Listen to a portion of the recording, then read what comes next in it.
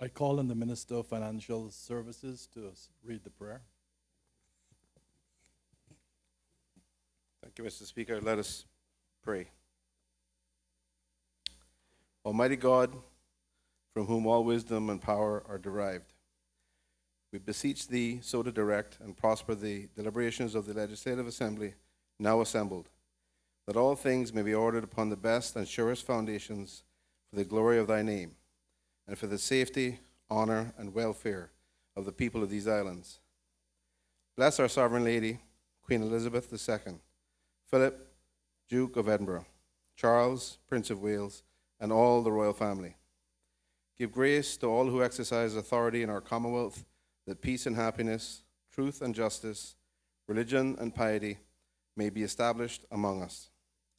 Especially, we pray for the Governor of our islands, the Premier, the Speaker of the Legislative Assembly, the Leader of the Opposition, Ministers of the Cabinet, ex officio members, and members of the Legislative Assembly, that we may be enabled faithfully to perform the responsible duties of our high office. All this we ask for in Thy great name's sake. Let us say the Lord's Prayer together. Our Father, who art in heaven, hallowed be Thy name. Thy kingdom come. Thy will be done on earth as it is in heaven. Give us this day our daily bread, and forgive us our trespasses, as we forgive those who trespass against us. Lead us not into temptation, but deliver us from evil. For Thine is the kingdom, the power, and the glory, forever and ever. Amen. The Lord bless us and keep us. The Lord make His face shine upon us, and be gracious unto us. The Lord lift up the light of His countenance upon us, and give us peace, now and always. Amen. Please be seated.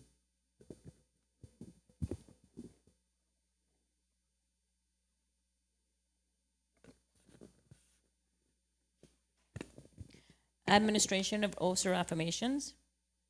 None. Reading by the Honourable Speaker of messages and announcements. I have apologies from Madam Speaker. Presentation of petitions. None. Presentation of papers and of reports.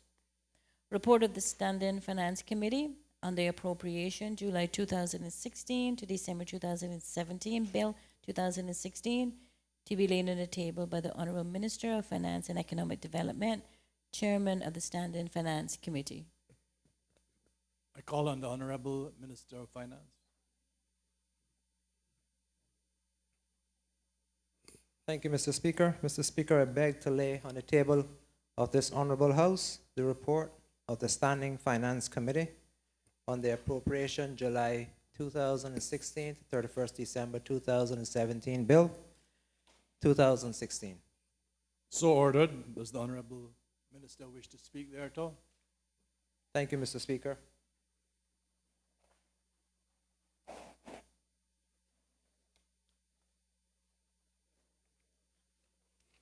Mr. Speaker, in accordance with Standing Order 64, subsection 7, the Standing Finance Committee agreed that I submit to this Honourable House the report of the committee on the appropriation bill for government's 2016-17 fiscal period.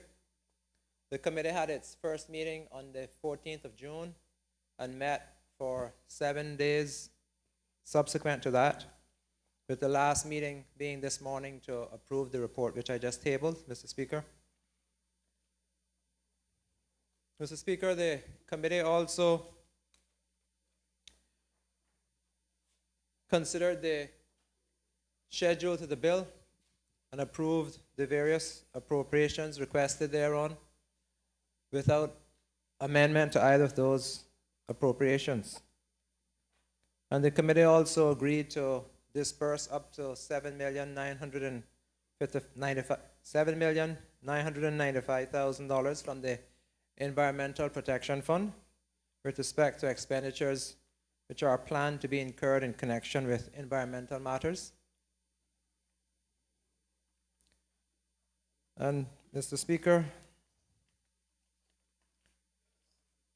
I take pleasure in reporting to this House that a bill shortly entitled the Appropriation July 2016 to December 2017 Bill 2016 was considered by a committee of was considered by the Standing Finance Committee, which is a committee of the whole House, and the bill was passed without any amendments thereto.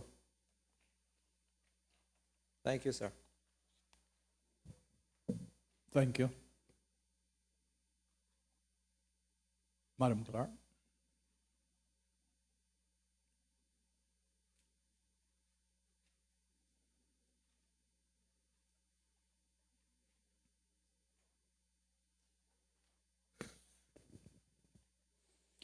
Auditor General's report on financial and performance reporting,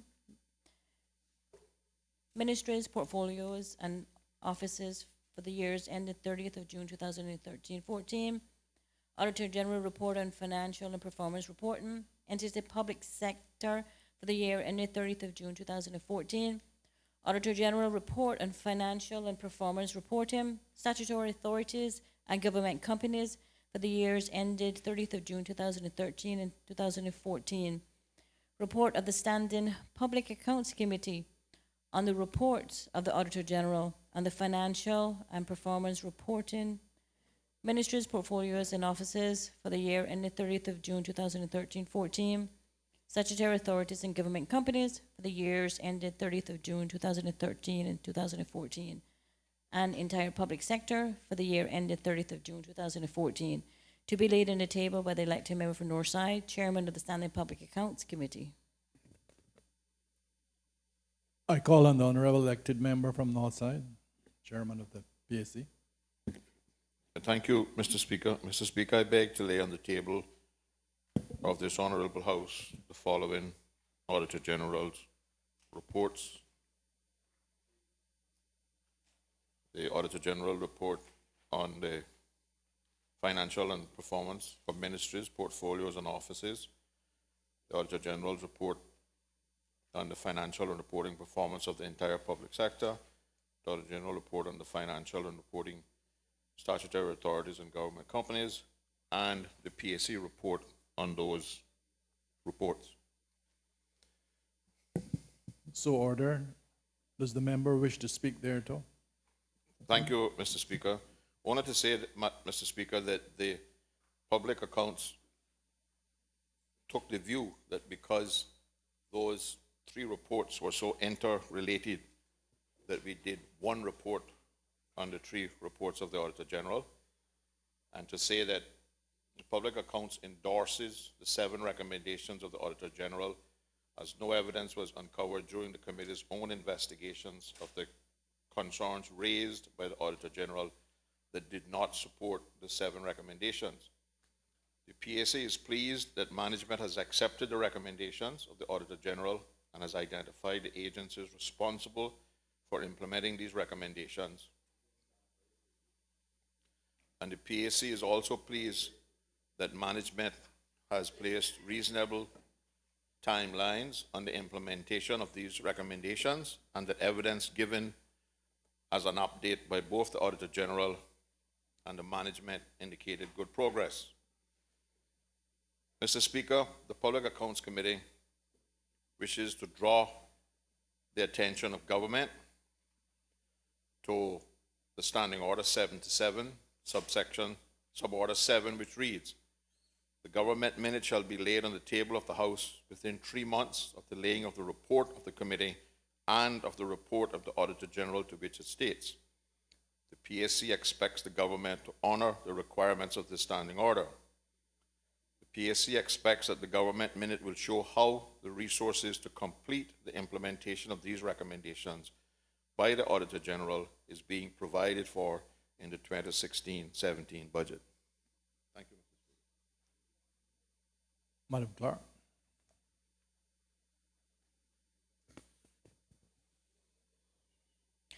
Auditor General report on the government programs supporting those in need, Cayman Islands Government Needs Assessment Unit, May 2015.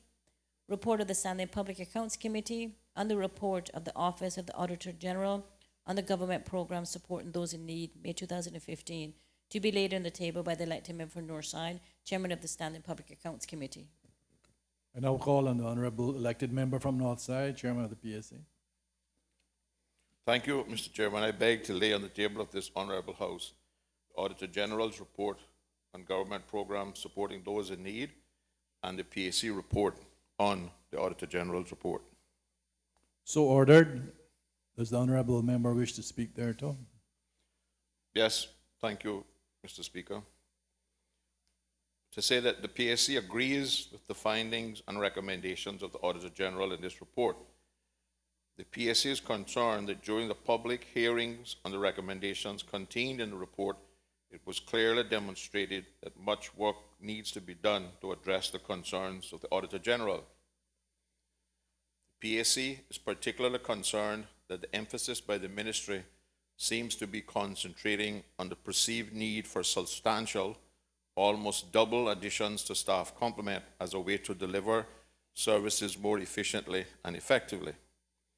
The PSC would like to suggest that a major overhaul of the procedures and policies to devolve authority and reduce the bureaucratic duplication that was clearly demonstrated in the public hearings may be a better use of government resource. The PSC is also concerned by the absence of any deadline by management to address these recommendations. The PSC would like to draw the government's attention to recommendations 1, 2, and 5 of the report. And Madam Speaker, once again, the PSC wishes to draw the attention of government to the need to respond to the PSC report in a government minute within the prescribed standing orders. Thank you, Mr. Speaker. Madam Clerk. Auditor General Report on National Land Development and Government Real Property, June 2015. Report of the Standing Public Accounts Committee on the report of the Office of the Auditor General on the National Land Development and Government Real Property, June 2015, to be laid on the table by the elected member for Northside, Chairman of the Standing Public Accounts Committee. Honorable elected member from Northside. Thank you, Mr. Speaker. I beg to lay on the table of this honourable House the report of the Office of the Auditor General on National Land Development and Government Real Property and the Public Accounts Committee report on that report. So ordered. Does the honorable member wish to speak thereto? Yes, Mr. Speaker, thank you. Once again, Mr. Speaker, I'd like to draw the PSC agrees with the findings and recommendations of the Auditor General in this report. The PSC, Mr. Speaker, is particularly concerned with the responses from management and the unwillingness for the chief officers concerned to accept responsibility and accountability for the concerns expressed by the Auditor General in this report. The evasive and inadequate answers given by the chief officers during the public hearings held by the PSC on this report is of immediate and particular concern, as it suggests a lack of preparation. On at least 2 occasions, the Public Accounts Committee had evidence that did not support the answers given by the chief officers. The PSC notes with some disappointment that while management supported some of the recommendations of the Auditor General, no timelines were identified for completing the implementation of the recommendations. To be determined is not acceptable to the PSC as a definitive timeline for implementation.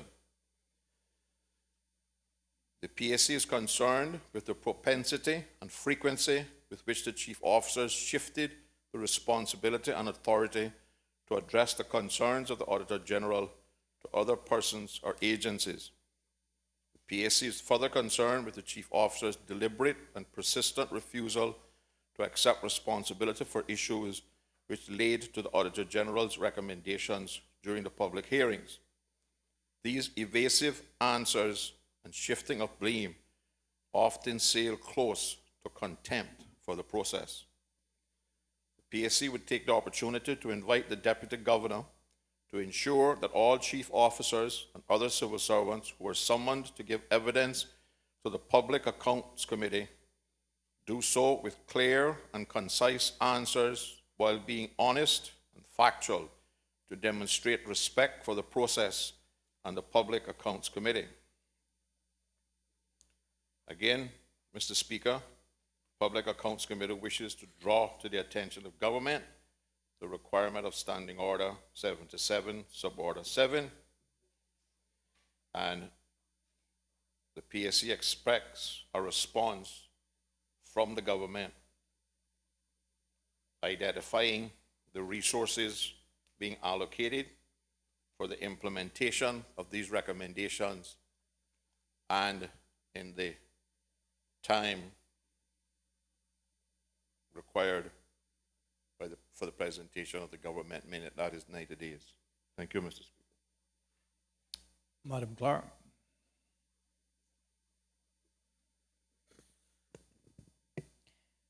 Auditor General Report on Management of Travel and Hospitality Expenditures, May 2014. Report of the Standing Public Accounts Committee on the report of the Office of the Auditor General on the Management of Travel and Hospitality Expenditures, May 2014, to be laid on the table by the elected member from Northside, Chairman of the Public Accounts Committee. Honorable member from Northside. Thank you, Mr. Speaker. Mr. Speaker, I beg to lay on the table of this Honorable House the report of the Office of the Auditor General on the Management of Travel and Hospitality Expenditures, May 2014, and the Public Accounts Report. So ordered. Does the honorable member wish to speak thereto? Yes, thank you, Mr. Speaker. Mr. Speaker, the report of the Auditor General was carried out in Grand Cayman. The object of the audit was to determine whether in the period from the 1st of July 2009 to the 30th of June 2012, official travel and hospitality expenditures were properly managed in core government entities as defined in the Public Management and Finance Law 2012 revision to ensure value for money, with due regard to existing risks, responsibilities, and policies. The audit also considered significant transactions and their adherence to policies in the 6 months period after 30th of June 2012. The committee noted with concern that the scope of the audit carried out by the Auditor General was limited because the supporting documentation for travel and hospitality expenditures was very poor, in some cases non-existent, and the records in the accounting system unreliable. As a result, the Auditor General was not able to carry out all the audit procedures he had planned, thus limiting his ability to provide more information in his report of how these expenditures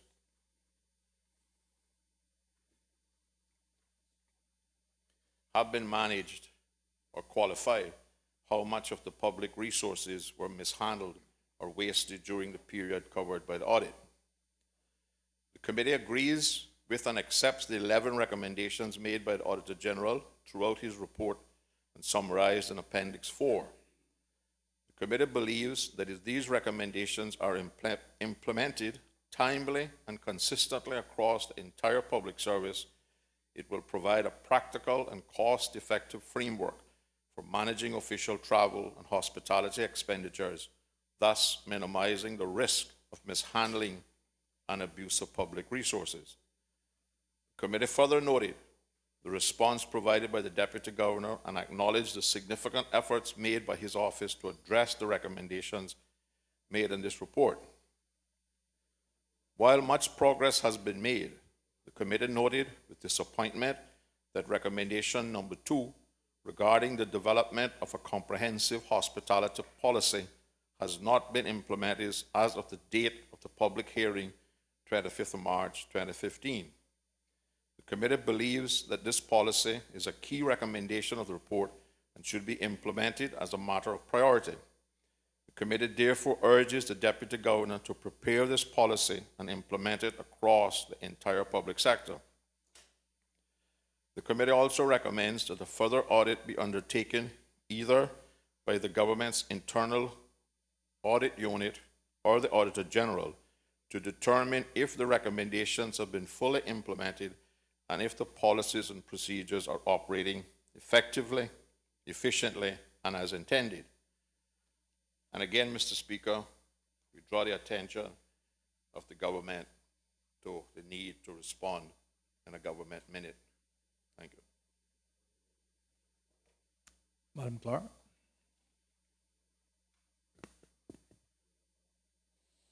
Auditor General Report on collecting government revenues, September 2015. Report of the Standing Public Accounts Committee and the report of the Office of the Auditor General on collecting government revenues, September 2015. To be laid on the table by the elected member for Northside, Chairman of the Standing Public Accounts Committee. Honorable elected member from Northside. Thank you, Mr. Speaker. I beg to lay on the table of this Honourable House the Auditor General's report on collecting government revenues 2015 and the Standing Public Accounts report on the Auditor General's report. So ordered. Does the honorable member wish to speak thereto? Yes, thank you, Mr. Speaker.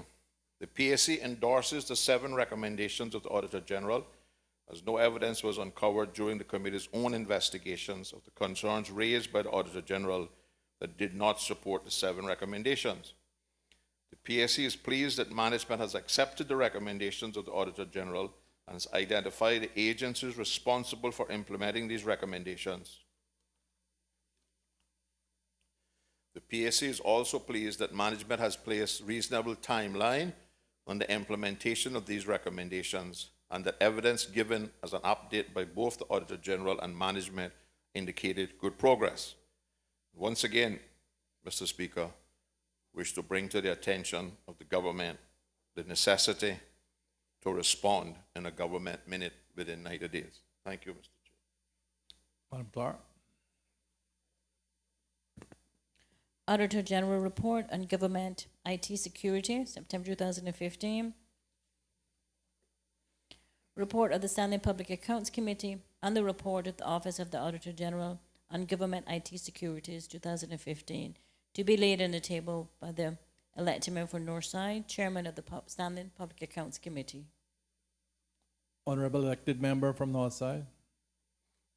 Thank you, Mr. Speaker. I beg to lay on the table of this Honourable House the report of the Auditor General on Government IT Securities 2015 and the Public Accounts report on the Auditor General's report. So ordered. Does the honorable member wish to speak thereto? Yes, thank you, Mr. Speaker. Mr. Speaker, the Public Accounts Committee agrees with and supports the recommendations of the Auditor General in this report. The PAC is pleased that management has accepted the recommendations and identified the agencies responsible for implementation, as well as placed an acceptable timetable on the progress. And once again, we remind the government of the need to respond in a government minute. Thank you, Mr.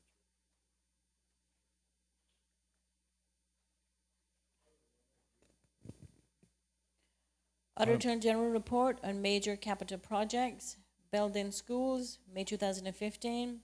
Report of the Standing Public Accounts Committee and the report of the Office of the Auditor General on Major Capital Projects, Building Schools, May 2015, to be laid on the table by the elected member for Northside, Chairman of the Standing Public Accounts Committee. I now call on the honorable member from Northside. Thank you, Mr. Speaker. I beg to lay on the table of this Honourable House the report of the Office of the Auditor General on the Major Capital Projects Building Schools, May 2015, and the Public Accounts report on that Auditor General's report. So ordered. Does the honorable member wish to speak thereto? Thank you, Mr. Speaker. The audit and report of the Auditor General was carried out in Grand Cayman. The objective of the audit was to determine whether the government managed the completion of the construction of the Clifton Hunter High School and the John Gray High School and the construction of primary schools within a management framework that ensured that value for money was obtained from these public investments. The Auditor General concluded in his report that, in his opinion, the Ministry of Education failed to establish the management frameworks to ensure that value for money was obtained, and it managed the projects poorly. The committee agrees with and accepts the two recommendations made by the Auditor General in his report, summarized in Appendix 2 to the report. The committee urges the government to implement the recommendations as a matter of priority, given the number of major capital projects that either have commenced or are about to be undertaken. And once again, to remind the government of the statutory requirement for the government minute. Madam Clerk. Auditor General Report on Management of the Nation Building Program, July 2015. Report of the Standing Public Accounts Committee on the report of the Office of the Auditor General on the Management of Nation Building Program, July 2015. To be laid on the table by the elected member for Northside, Chairman of the Standing Public Accounts Committee. Honorable elected member from Northside. Thank you, Mr. Speaker. I beg to lay on the table of this honorable House the report of the Office of the Auditor General on the management of the Nation Building Fund, July 2015, and the Public Accounts Report on that report. So ordered. Does the honorable member wish to speak thereto? Thank you, Mr. Speaker. The PAC wishes to draw the government's attention to the conclusions drawn by the Auditor General from his findings in the report. The PAC is particularly concerned that these conclusions are possible and strongly recommends that government take the necessary steps, including the implementation of the recommendations made by the Auditor General to prevent a reoccurrence. The PAC strongly supports the implementation of the recommendations contained in this report. The PAC is pleased with the assurance given by the Deputy Governor during the public hearings and believes the public and the committee can take some comfort by these public and recorded commitments. The PAC is also pleased that management has committed to completing the implementations of these recommendations by July the 1st, 2016. Thank you, Mr. Speaker. Madam Clerk. Mr. Speaker, just clear my indulgence, please. Mr. Speaker, and I want to, this is the last report, to thank the members of the Public Accounts Committee for their hard work and diligence. Not once did I have to cancel a meeting because we didn't have a quorum. I also wish to thank the staff of the LA for the efforts that they put in, given their shortage of resources to get these reports to the good position where I could table them today. Thank you, Mr. Speaker. Madam Clerk.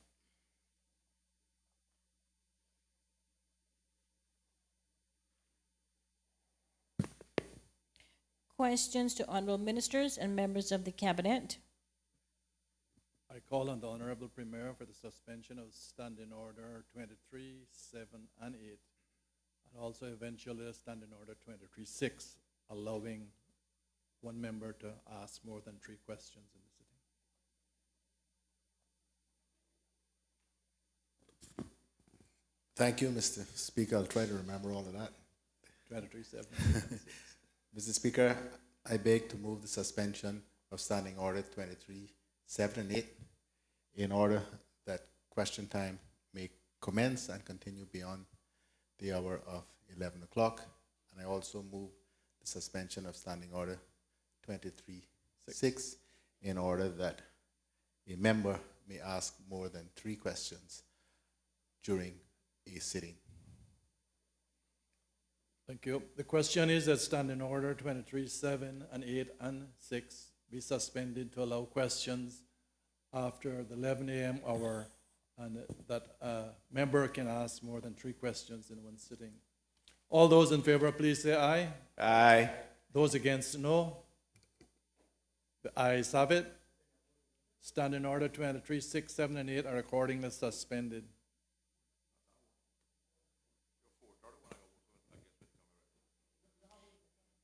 The elected member for Northside to ask Honorable Minister of Financial Services, Commerce and Environment, question number 6. Honorable member from Northside.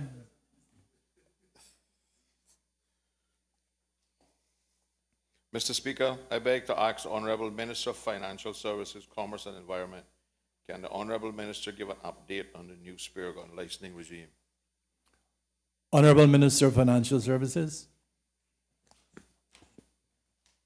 Thank you very much, Mr. Speaker. Mr. Speaker, the answer, Part 5, dealing with permits and licenses of the National Conservation Law, has not yet been commenced.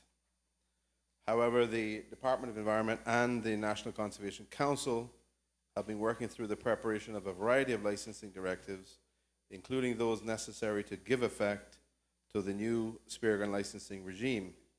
The government is aiming to, or was, let's say, Mr.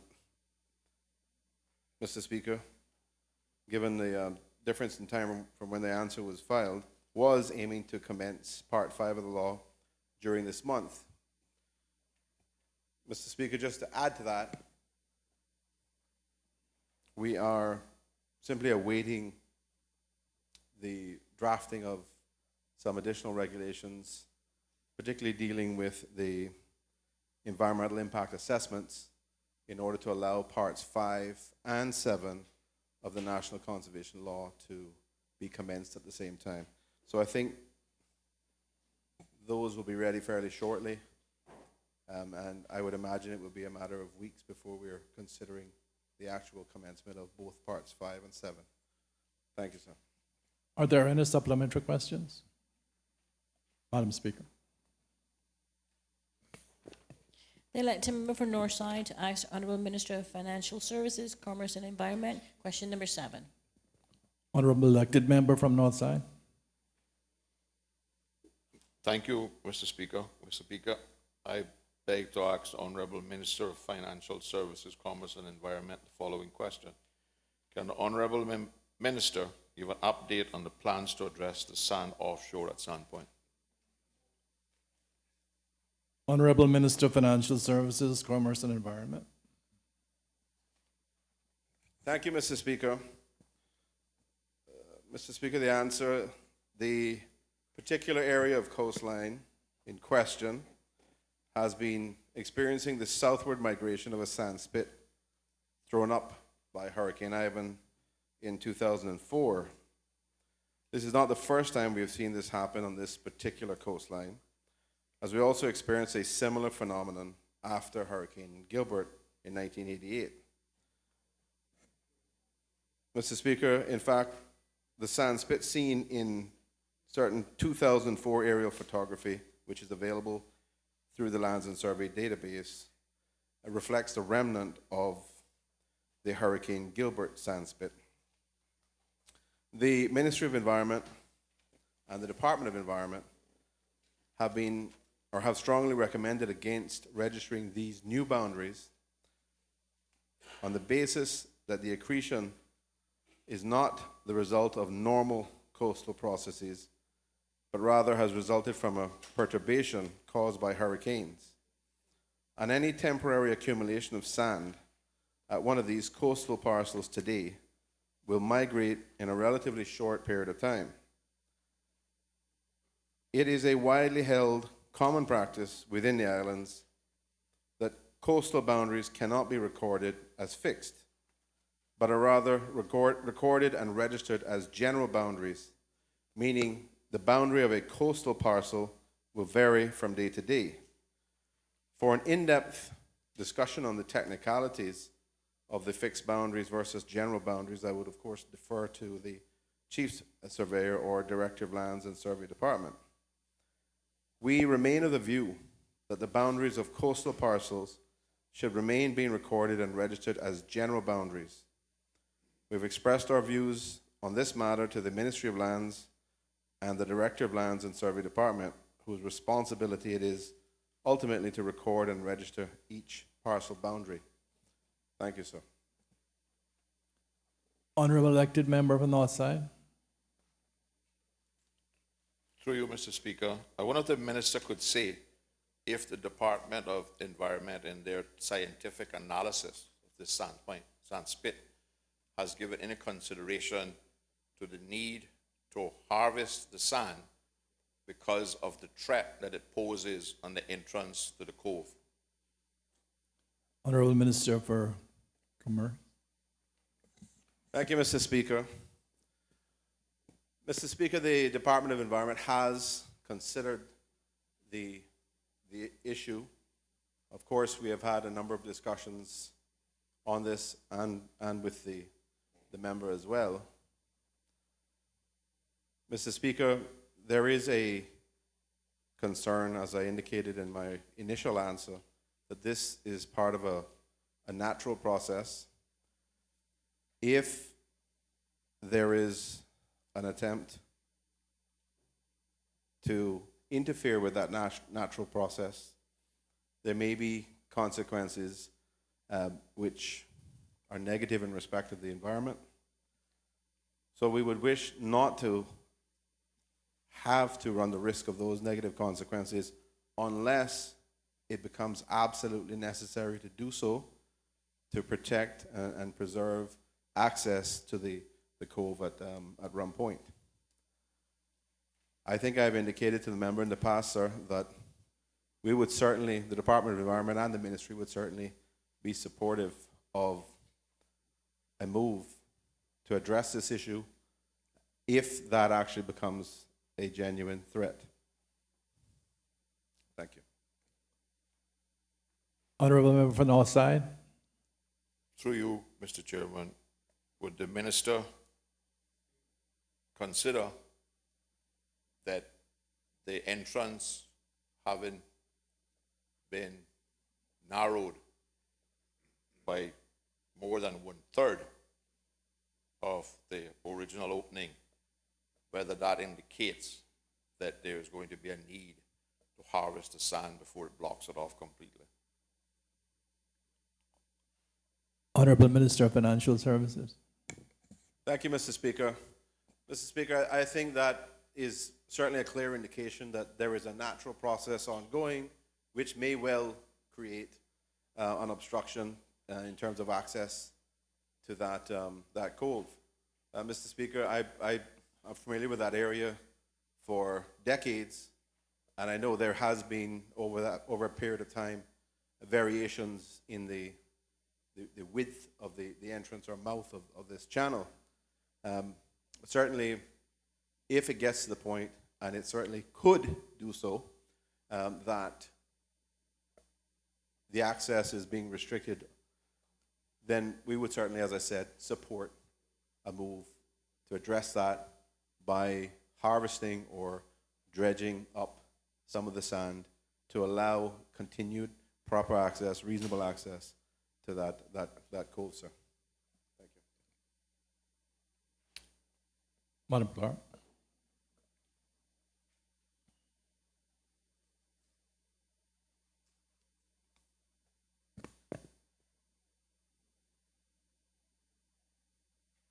The elected member for Northside to ask the Honourable Minister of Education, Employment and Gender Affairs.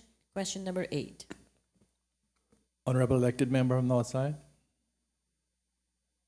Through you, Mr. Speaker, to ask Honorable Minister of Education, Employment and Gender Affairs.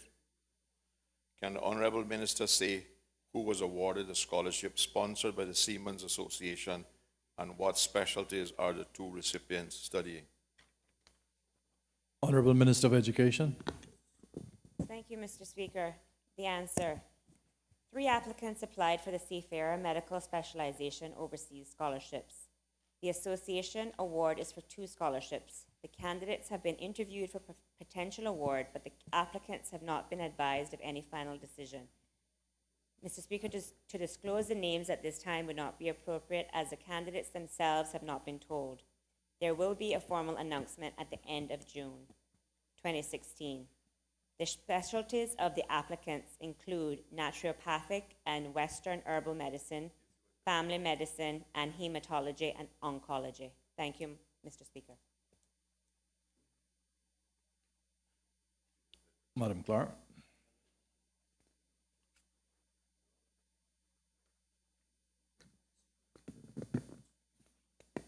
The elected member for Northside to ask the Honourable ex officio member responsible for the portfolio of the Civil Service. Question number 9.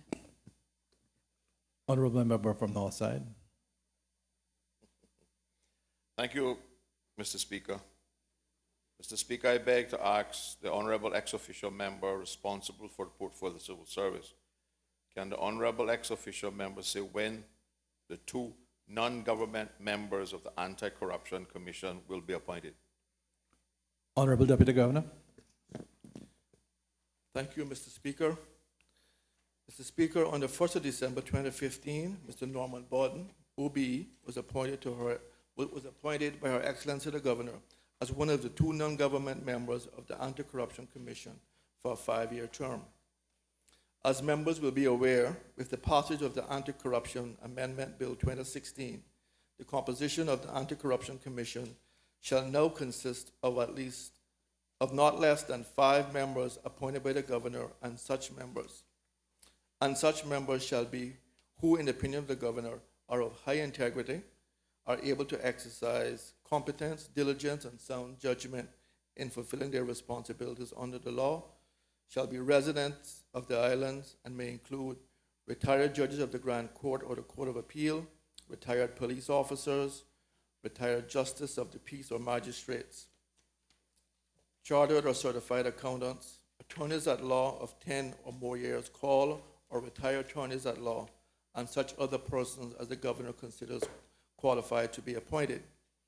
Mr. Speaker, Her Excellency the Governor has begun considering persons for membership on this commission and is in the process of finalizing those appointments. On the 10th of June 2016, Her Excellency the Governor assented to the Anti-Corruption Amendment Bill 2016, and it was scheduled to be gazetted on the 20th of June. The commencement order has been prepared and is expected to be brought to Cabinet shortly.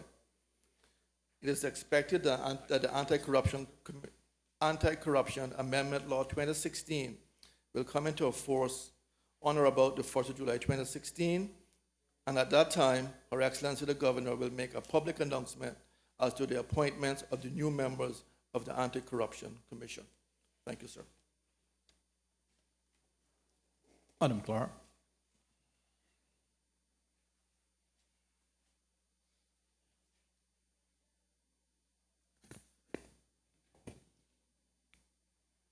The fifth elected member for Georgetown to ask honorable ex officio member responsible for the civil service.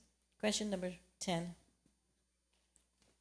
Honorable fifth elected member from Georgetown.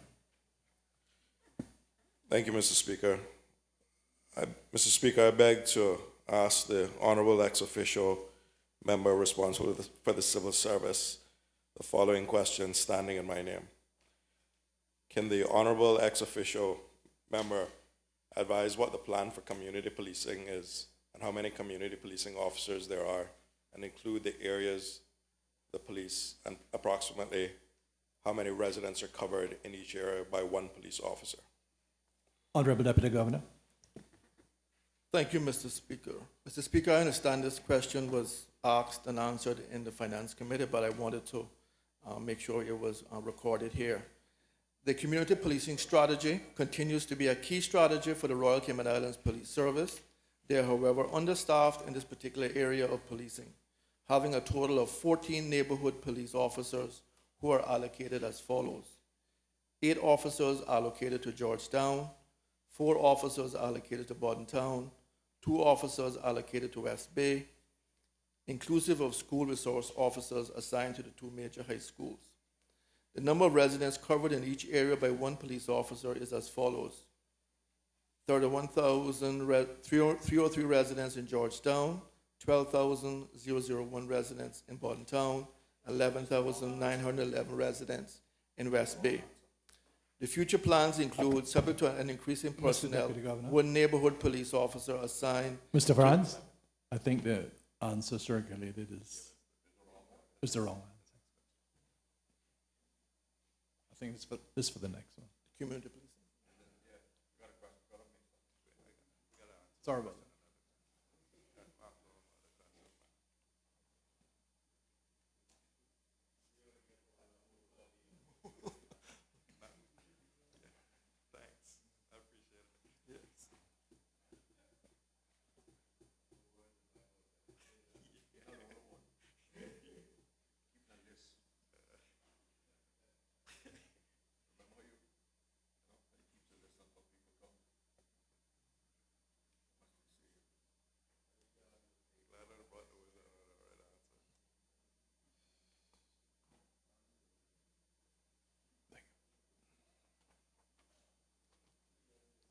Mr. Speaker, should I start over, sir? Just 1 second till we circulate. Then. Okay.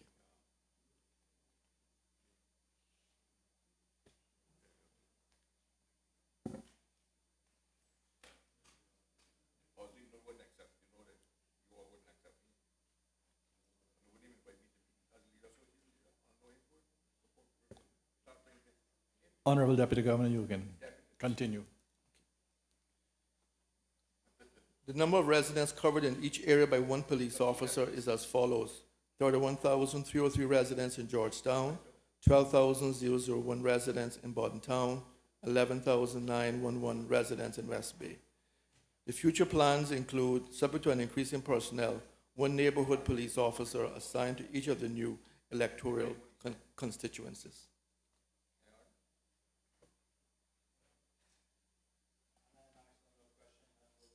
Honorable Madam Clerk. Fifth elected member for Georgetown to ask the honorable ex officio member responsible for the civil service. Question number 11. Honorable fifth elected member from Georgetown. Thank you, Mr. Speaker. Mr. Speaker, I rise to beg to ask the honorable ex officio member responsible for the civil service the following question, standing in my name. Can the honorable ex officio member say what the plan is to encourage and incentivize Caymanians to join the Royal Cayman Islands Police Service and detail career progression / succession plans and training to get officers to the higher ranks in each? Honorable Deputy Governor. Thank you, Mr. Speaker. The answer: the Royal Cayman Islands Police Force encourages and incentivizes Caymanians to join the Royal Cayman Islands Police Service by undertaking a targeted recruitment campaign aimed at Caymanians and permanent residents and persons married to Caymanians only, including a robust marketing initiative. 2 successful campaigns have been undertaken thus far. The first group has successfully completed their 2-year probation, and 2 officers have been selected for the RCIPS High Potential Development Scheme, which is aimed at fast-tracking those 2 officers to inspector rank. Another recruitment will take place within the calendar year. The Royal Cayman Islands Police Service details career progression succession plans and training to get officers to the highest rank as described above. Also, the 2 new superintendents have been tasked as part of their performance objectives and development to implement and develop a mentoring program throughout the ranks. Officers will continue to attend leadership training and overseas training on secondments. Honorable elected member from East End. Thank you, Mr. Speaker. Mr. Speaker, I want to know if the Deputy Governor can tell us if these plans were just recently put in place or when they were put in place. Honorable Deputy Governor. Mr. Speaker, could the member be specific in terms of what plans are you talking about? Honorable member for East End. Mr. Speaker, it says the Royal Cayman Islands Service encourages and incentivizes Caymanians to join the police force. When was that done? Honorable Deputy Governor.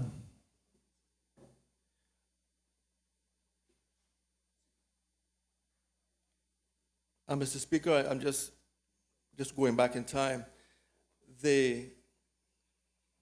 And I don't want to give the member inaccurate information. The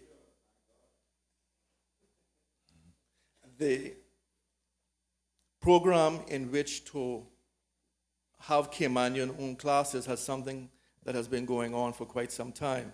However, I know in the last 2 years, maybe 18 months, there's been a renewed effort to get Caymanian only or persons married to Caymanians recruitment classes. And those are the 2 classes that I refer to in this answer. Honorable elected member for East End. Mr. Speaker, if such is the case, I wonder if you can tell us why the police force has not even responded to a young man who was finishing high school in England, who was born in this country, raised in this country, and expressed an interest in joining the police force. And to date, this is a year ago, so that 2 years needs to be shortened somehow. And to date, his parents have not even received a response. Honorable Deputy Governor.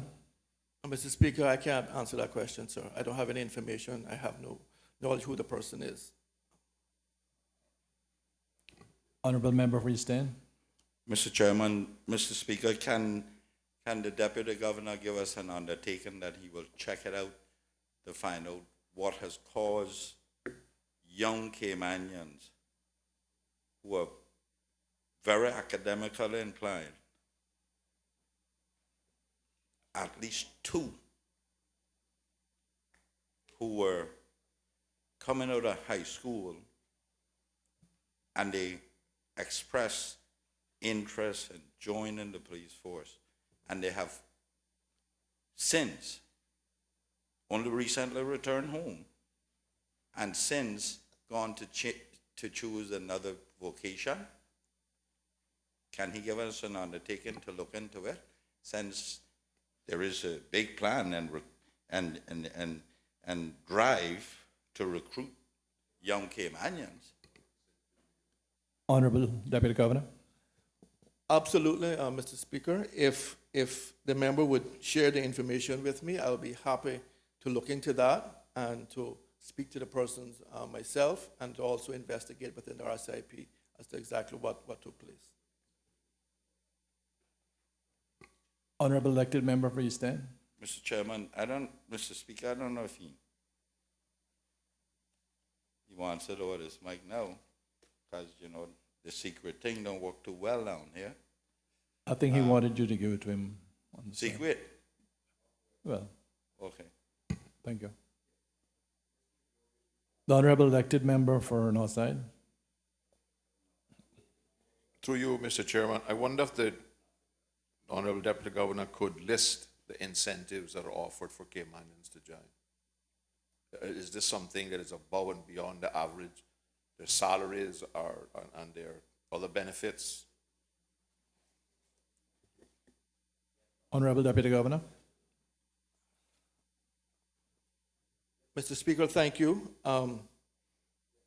We recently upgraded the salaries. The government supported an increase in salaries for police constables. So that's one incentive. And I think the incentive is that we are actually targeting Caymanians. So we're running recruitment exercises where we are making it very clear that it's only Caymanians and those persons who are married to Caymanians who should be applying. So I've seen the campaign. We put pictures of our Caymanian officers on these posters. We go around to various places. The police asked their Caymanian officers to encourage other persons, their friends, the other Caymanians, to come in and join the RCIP. And like I said, we're seeing the success of that targeted campaign.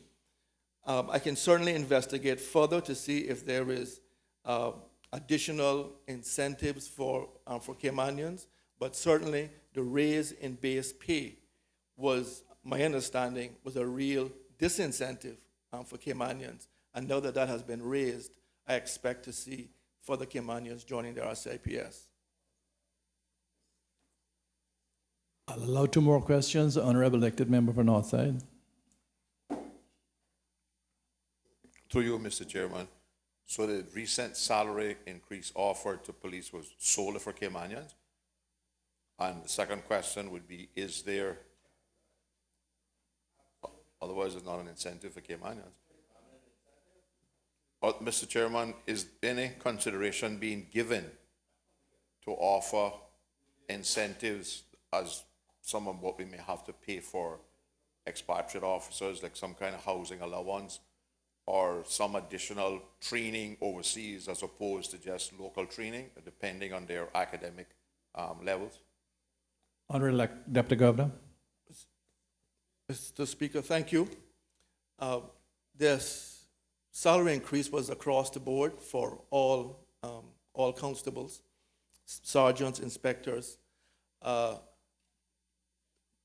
Caymanian officers do receive various allowances, including a housing allowance. And yes, in my substantive answer, I did say that there were plans to develop Caymanians by sending them overseas on various secondments, and I know that that is actively being progressed. Madam Clerk.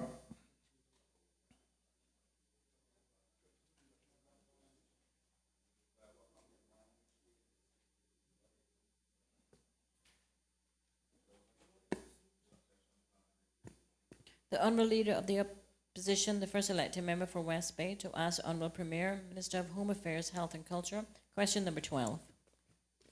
Honorable Leader of Opposition. Multi.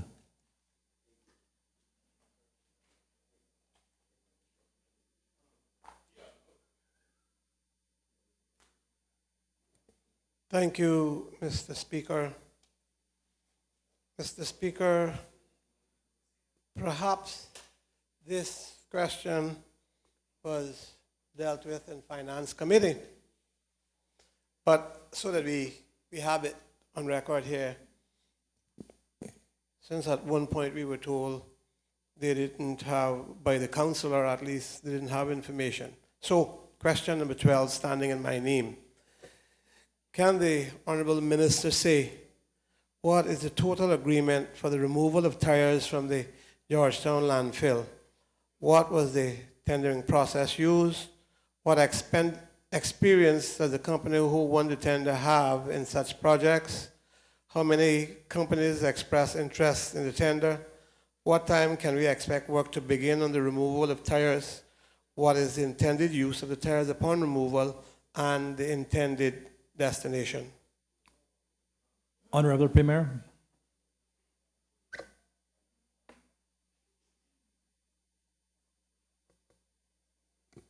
Thank you, Mr. Speaker. Mr. Speaker, before I read the answer, I should say, although that has not been asked, that this was the 5th tender process that the government went through with respect to seeking to obtain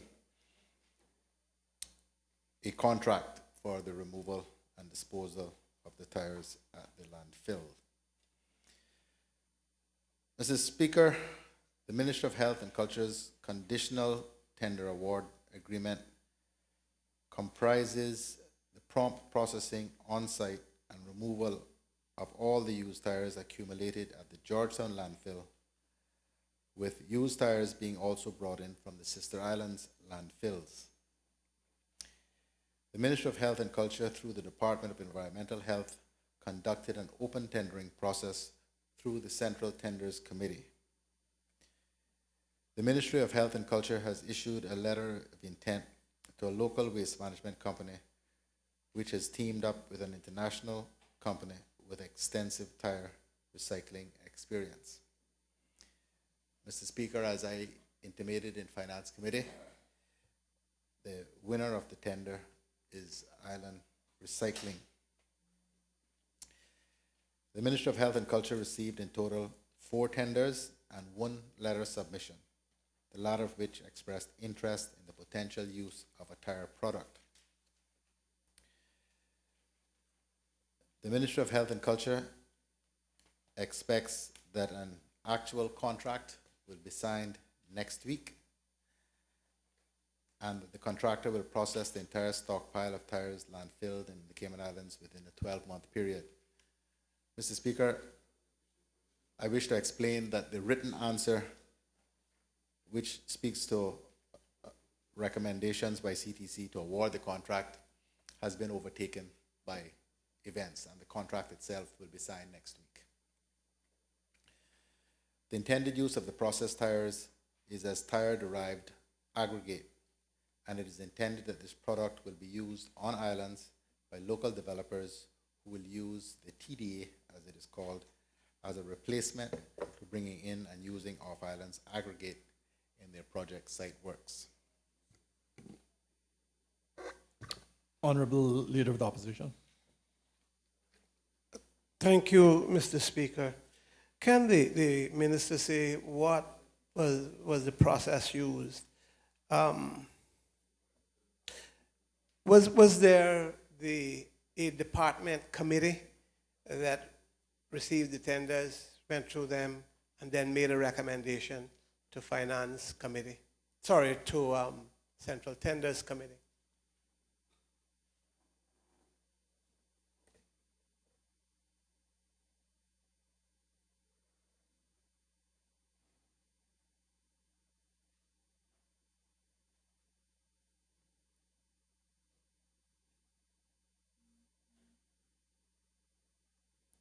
Honorable Premier. Thank you, Mr. Speaker. Yes, Mr. Speaker, there was a departmental tenders committee headed up by the director of the Department of Environmental Health, and they went through the tenders in the usual way and made the recommendations up to CTC. Honorable Leader of the Opposition. Thank you, Mr. Speaker. Mr. Speaker, can the minister say whether the company has its own equipment or are they using government equipment? Honorable Premier. Mr. Chairman, they're acquiring their own equipment. They're acquiring their own equipment. So, Mr. Speaker, according to an FOI, in bidding for this job, now I don't know all the companies involved. You said like 5 or 7? 5? That's not an entire question, though.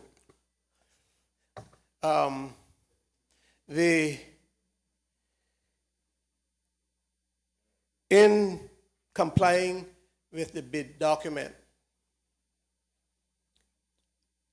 did all the companies have to have the same criteria? In other words, did the company that got it had to have the equipment when they bid on it, or they got the bid and then were able to take that and get their equipment?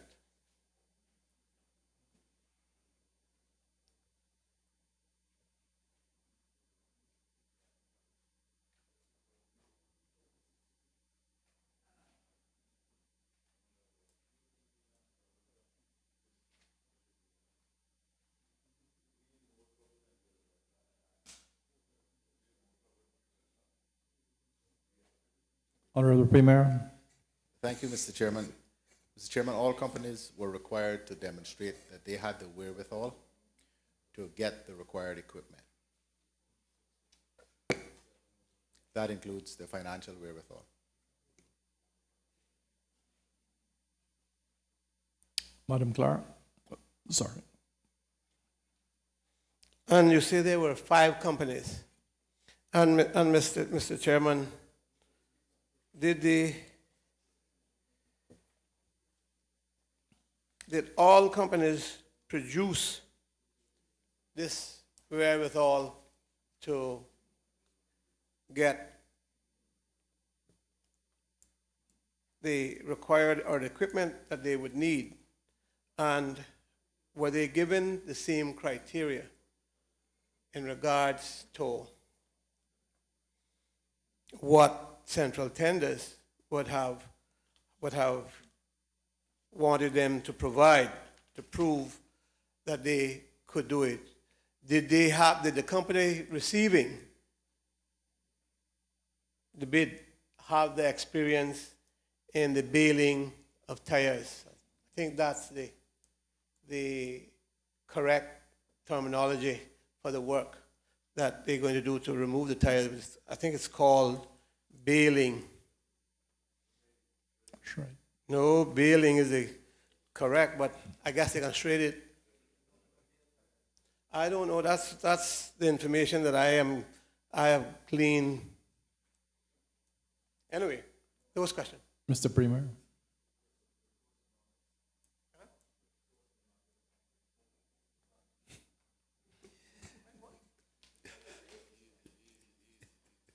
Mr. Chairman, I'm saying I was saying off mic to the Honorable Leader of the Opposition that you don't bale tires, the tires are being shredded. But to try to respond to his multi-pronged question, there were 4 bidders.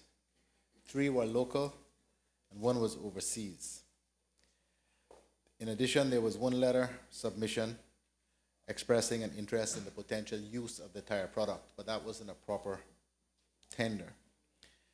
Of the 4 tenders received, 2 failed to meet the mandatory financial viability requirements and were therefore disqualified. All companies were required to meet the same criteria.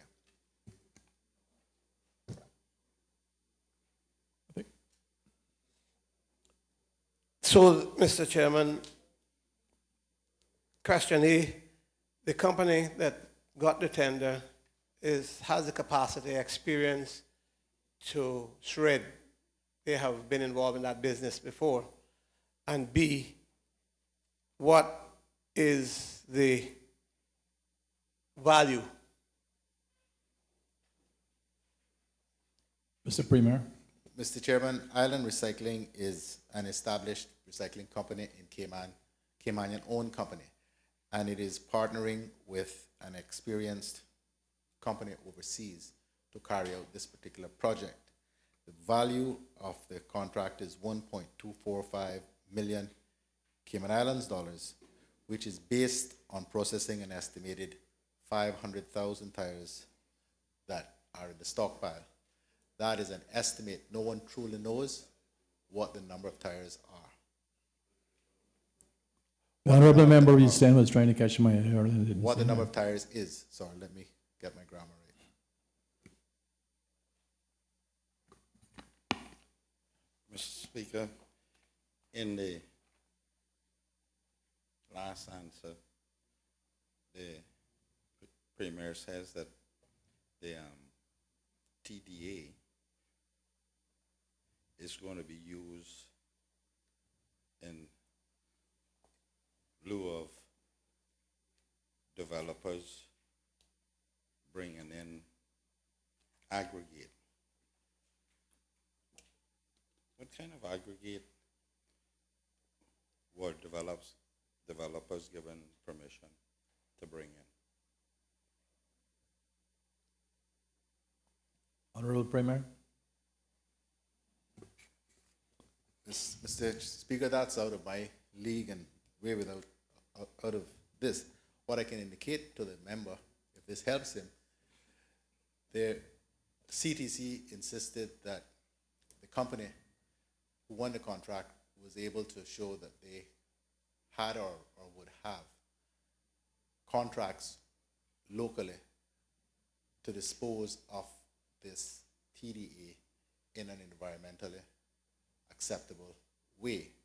Otherwise, we'd wind up perhaps with a situation where we just transfer the problem from the landfill to somewhere else.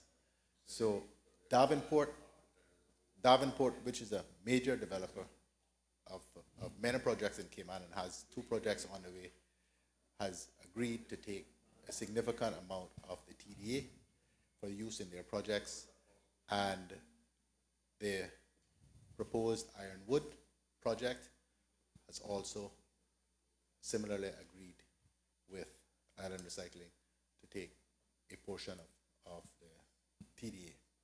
That's really all I can answer because that's all I know. I don't know about what other aggregate government may have agreed to have developers bring in. That's beyond the scope of my knowledge and certainly beyond the scope of this question, I believe, Mr. Speaker.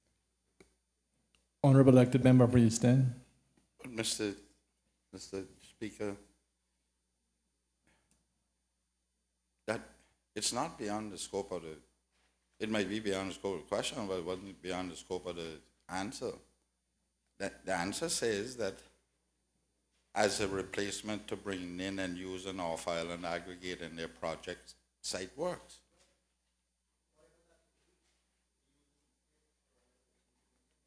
But any development in this country, there is sufficient aggregate on island to. So I don't know what kind of, I'm just trying to determine, Mr. Speaker, what kind of aggregate would have to be brought in to be used at a golf course. Honorable Premier. Mr. Chairman. The member from North Side had a question. Mr. Speaker, I said before I started the answer that I don't know the answer to that question. So Maybe you could give an undertaking to let them know what is proposed. Mr. Chairman, Mr. Speaker, this is way beyond the scope of my knowledge as the Minister of Health. With respect to this, I don't know what other aggregate companies have been allowed or permitted to bring in. Perhaps that question should be directed to the Minister for Planning or Lands or something, but that's way beyond the scope of this. The point the answer is seeking to make is that this TDA will be used instead of other aggregate. That's the point. Member from North Side. Through you, Mr. Speaker. Mr. Speaker, I think the Premier referred to a number of times that the government had tried to get rid of these tires. If I recall the other times, the government was asking persons to pay the government for the tires. What brought about the shift where we are now paying somebody to move the tires? Mr. Premier. Mr. Speaker, simply because after five previous attempts, there were no takers. Honorable member from North Side. Through you, Mr. Speaker, it was my understanding that at least some, if not all, of the other tenders were rejected because they were not offering to pay enough. Not that they hadn't offered to pay something, but here we are turning it completely around, and now we are going to pay somebody to take them. Why didn't we just call one of the people who bid before and say, we'll give it to you for nothing? We'd save $1.2 million. Honorable Premier. Mr. Speaker, with respect, we did all of that. I repeat, we tried not once, not twice, not 3 times, not 4 times, but 5 times. So the government is determined to remove what is a major environmental problem and issue and to deal with it. And we have reluctantly been driven to the conclusion after 1 tender, 2 tenders, 3 tenders, 4 tenders, 5 tenders of trying to persuade or to attract bidders to pay for the tires, that is not going to work. And that is why we have gone through this process, and even this process did not attract a vast number of bidders. In the end, there were only 2 who actually met the requirements. This is not the sort of stuff that people are falling over themselves to do, as our experience over the course of now years has demonstrated. Honorable member from North Side. Through you, Mr. Chairman, I see in the press today that Ironwood has received planning permission without an environment assessment. Has anybody, can the minister give my constituents the assurance that these tires will not affect the only usable water lanes in the island, which is in my constituency and the constituent of East End, over which these tires will be used as fill? Honorable Premier. Mr. Speaker,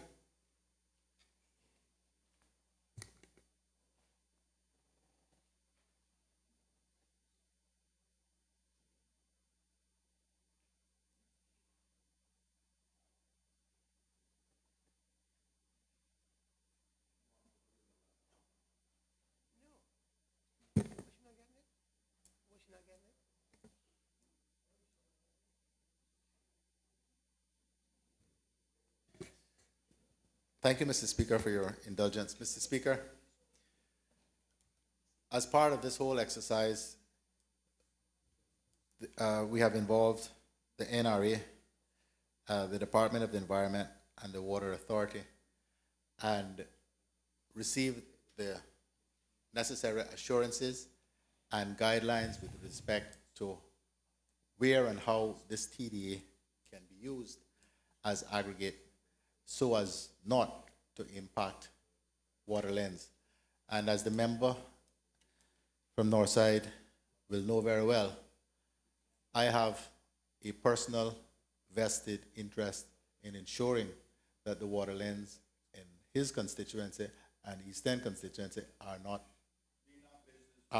damaged, because I do not want contaminants to water the plants on my farm.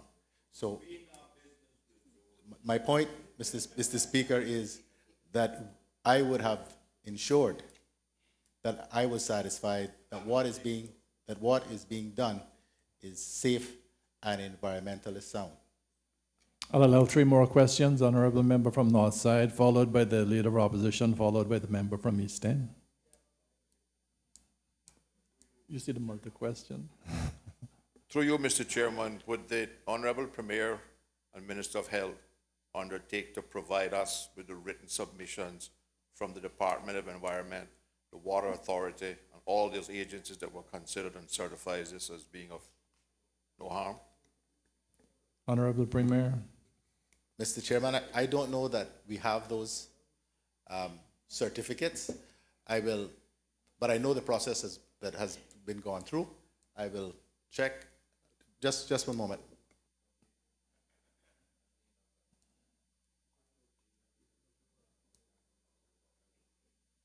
Thank you, Mr. Speaker. I've just been assured by the Deputy Chief Officer in the Ministry that we do have those in writing, and we can make them available to the member of Northside who does not appear to be listening to me right now, but I'll still let him happen. Honourable Leader of Opposition. Mr. Chairman, I crave your indulgence to deal with the criteria. As I asked the question earlier, and I was told that this is not about bailing, but the criteria was given to the 2 companies as far as I can tell on this paper. And the question, or the part, sorry? Mr. Chairman, if you want to take time, I can get that's the appendix, a summary of evaluation of used tires tender bids. And in the criteria, it says experience with similar projects. It gives them maximum 25 points, 3 or more similar projects, 25 points, 2 to 3 similar, 20 points, and 1 similar project, 10 points. And the company stated, when they studied of similar projects, using, and I'm not going to call company names unless I'm forced to, but I don't like to do that, but using certain company that has been doing bailing of used tires and shipping from Guernsey to Maintain, UK, will need to provide final agreement of alliance partnerships. That is where I get the wording bailing, because they said here that they have that's the experience they had. But they seem to have got the points. The other company, no specific experience with similar projects as stated in their tender documents. The other, and I don't know, maybe they can explain that, but if he can't, I would certainly ask the Premier to get that information. The other question is, Mr. Chairman, whereas they said maximum point on the price per ton, maximum 25 points metric ton MTH, lowest price MTH 25 points, all other prices flow low to high to be awarded points on a ratio to lowest price. Company A, $189 metric tons as fixed price regardless of quantity of tires on site. Also, government to possibly pay $4 to remove tires from site, I guess. We'd estimate 1 million tires to be processed at the landfill.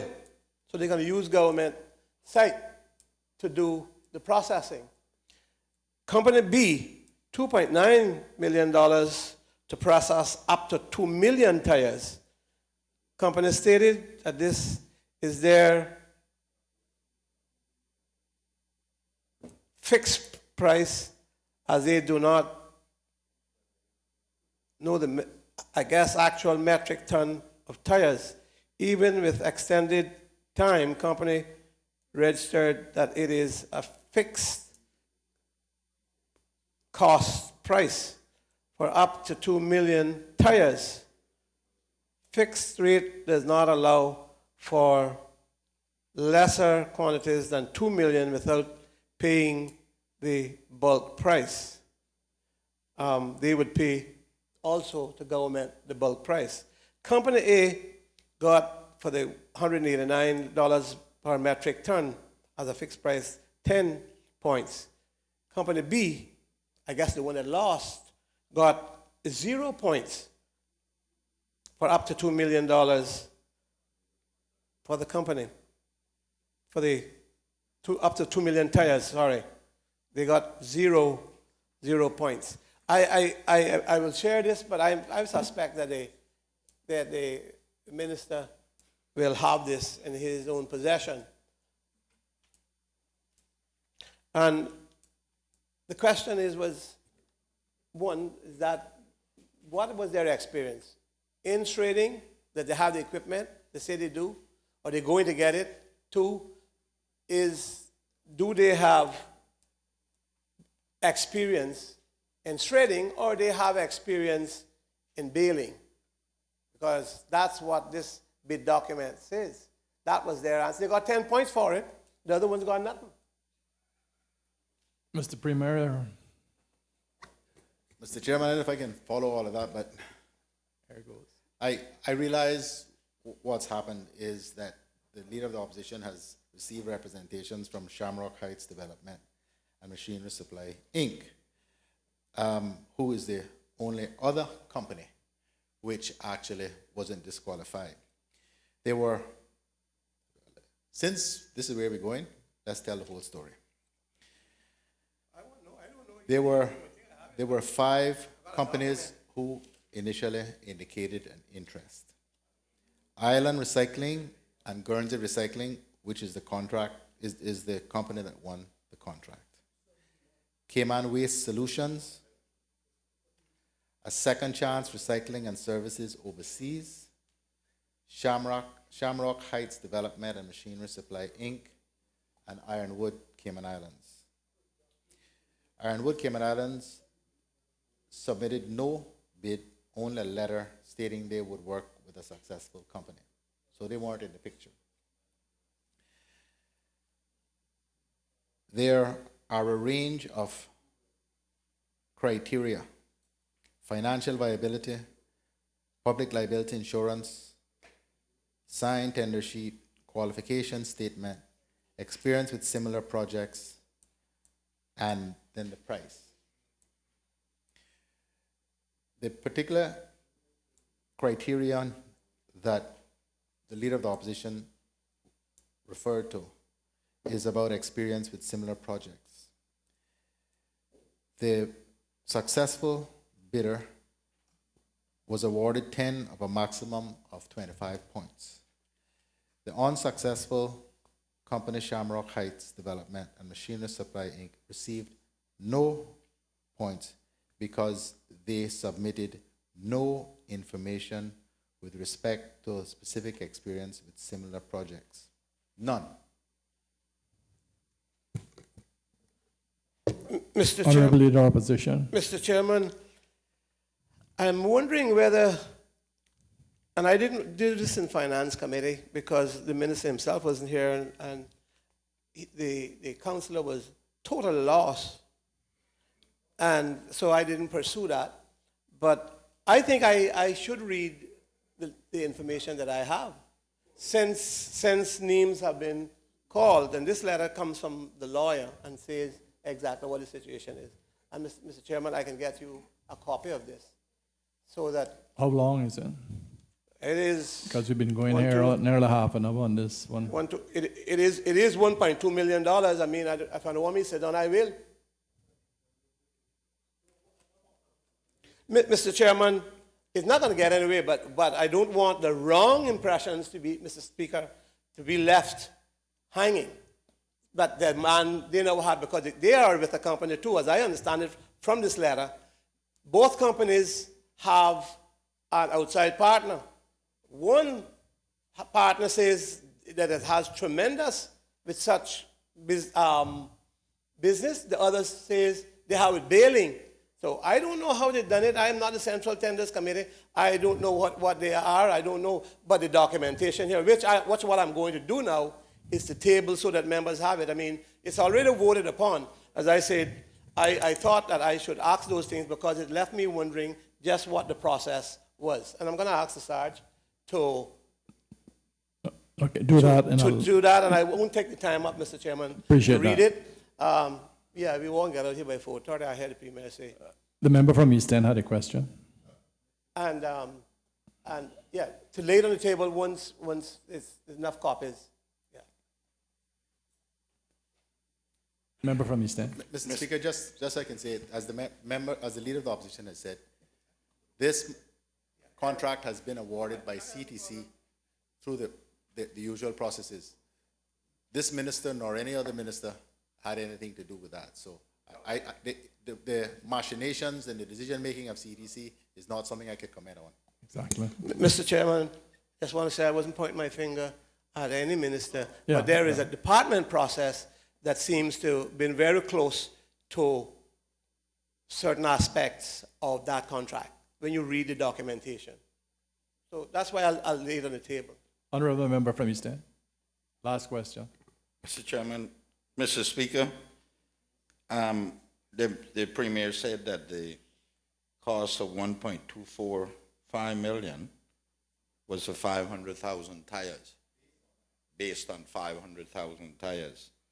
I figured that out somewhere around $249 per tire. What happens if we have more than 500,000 tires there?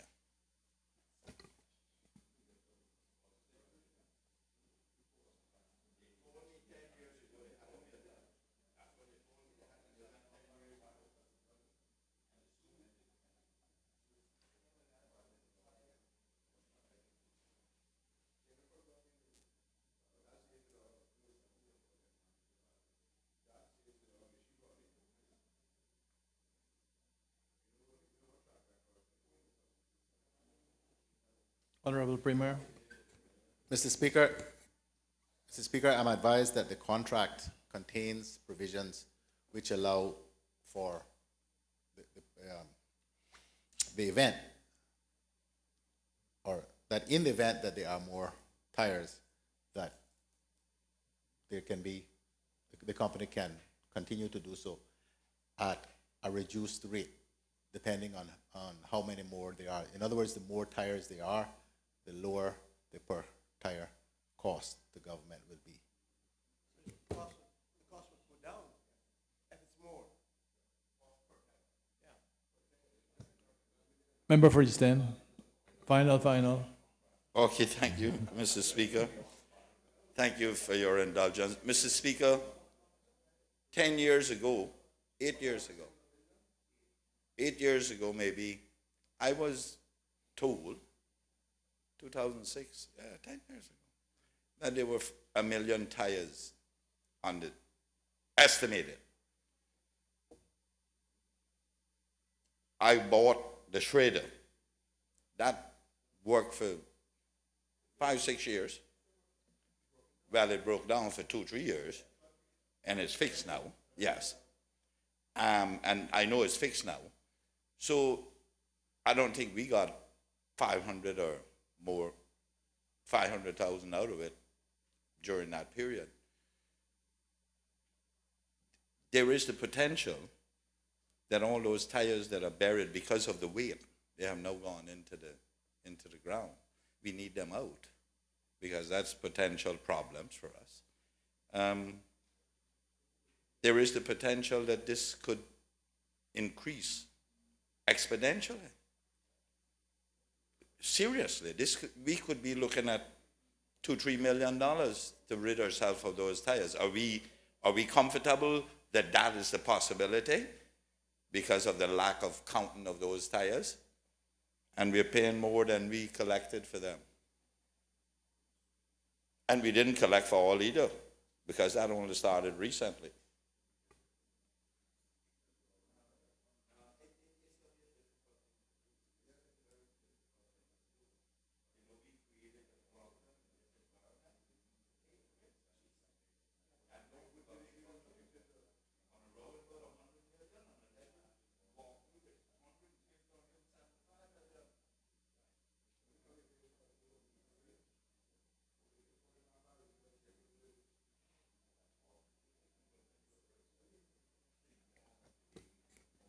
Honorable Premier.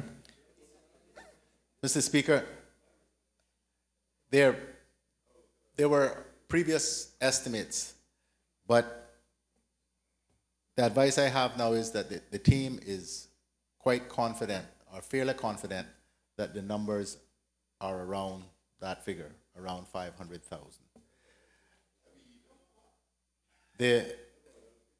The shred, well, I'm not sure where the member from East End, where his advice came from. I suspect I know.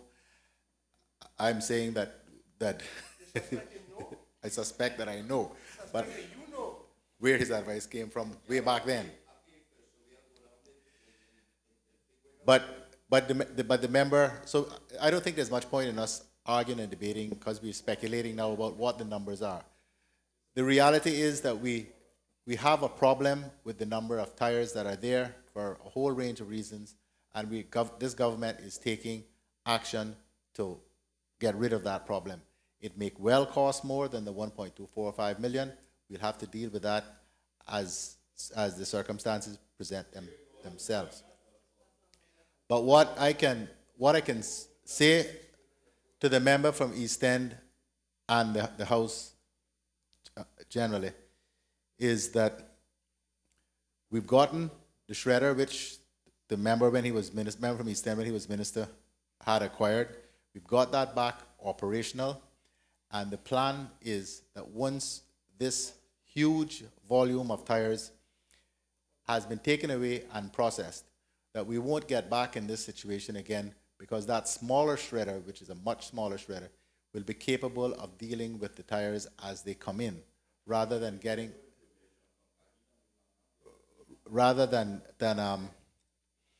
allowing them to accumulate as they have since the year 2000. Madam Clerk.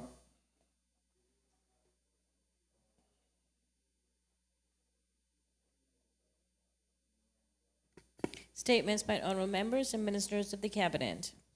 I've been notified of two statements. Honorable Premier.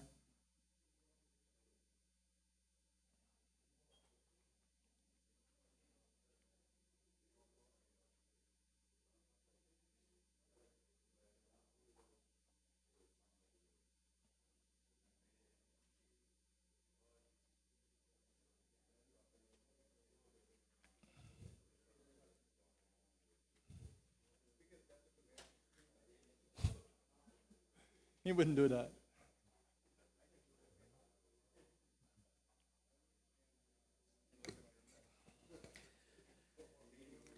Mr. Speaker, as the House will be aware, our friends in the United Kingdom have cast their votes to leave the European Union in the referendum held yesterday. This referendum was a question for the United Kingdom and its voters but we all expected that the impact of a decision to leave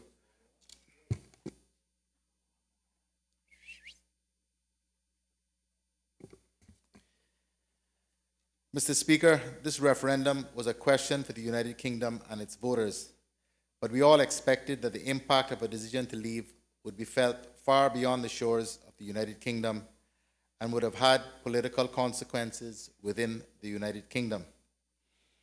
It was also expected that there would be uncertainty within financial markets. This has certainly proved to be the case, with Prime Minister Cameron advising this morning that he will be stepping down as Prime Minister by October, and a no confidence motion being brought against the leader of the opposition, Jeremy Corbyn.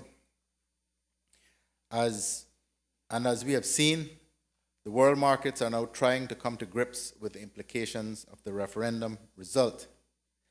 There are also other ramifications that will continue to flow from this decision in the weeks and months ahead. Mr. Speaker, it is not clear whether the transition to a new Prime Minister will be an internal matter for the Conservative Party, or whether the United Kingdom will face fresh elections in a few months. There is also the distinct likelihood of another Scottish independence referendum. Additionally, Northern Ireland, which voted to stay, will no doubt consider its options. These all point to the possibility of a breakup of the United Kingdom. Mr. Speaker, Cayman has certainly benefited over the years from the United Kingdom's link to the European Union in tangible and intangible ways. For example, we have been eligible for EU passports, which provide the ability to live, work, and travel freely within the European Union. Cayman and all of the overseas territories will need to follow closely the political and economic discussions and developments over the course of the coming days, weeks, and months. Of immediate concern, though, is the question of how any new UK government will view the overseas territories, particularly in the new construct of a United Kingdom that is no longer united. Over in the United States, a presidential election looms with the possibility of a radically different kind of political figure becoming the leader of the most powerful nation on earth. Without question, the world is in for a period of great uncertainty over the course of the next year and perhaps beyond. There will no doubt be some stormy waters to navigate before the new reality emerges and political and economic calm returns. In this sea of uncertainty, Cayman is an increasingly attractive place to live, work, invest, and do business. Mr. Speaker, the sound financial position of the Cayman Islands government and the growing strength of our economy make us an excellent option for businesses and investors looking for a safe haven amid the current political and economic turmoil. Even as we watch carefully the developments, we intend to seize the opportunities created by the current uncertainties to build on the economic success this government has already achieved. I am confident in the continued success of Cayman's economy. We have for years engaged with the world on matters relating to our financial services industry, and we will continue to do so. Our voice will be heard as we have strong links with many partner jurisdictions as well as international institutions. Businesses based in the Cayman Islands will continue to benefit from that, and they, like us, can remain confident in our future. There will be much to be done as the UK and the EU begin to determine a time frame to unwind their existing relationship and work toward putting in place new arrangements for future cooperation, trade, migration, and security. Some have said this process could take as much as 2 years to complete. And so for us in the Cayman Islands, the full impact of the leave decision will not be immediately known, as much will depend on what new arrangements will be made between the United Kingdom and the European Union. I expect to speak to the Minister for Overseas Territories, James Duddridge, early next week to get an indication on the immediate way forward and the perceived impact the decision will have on the overseas territories. In addition, I will attend the pre-JMC meeting, that's the Joint Ministerial Council meeting, in the Turks and Caicos Islands next month with the other overseas territories leaders to discuss this issue in detail.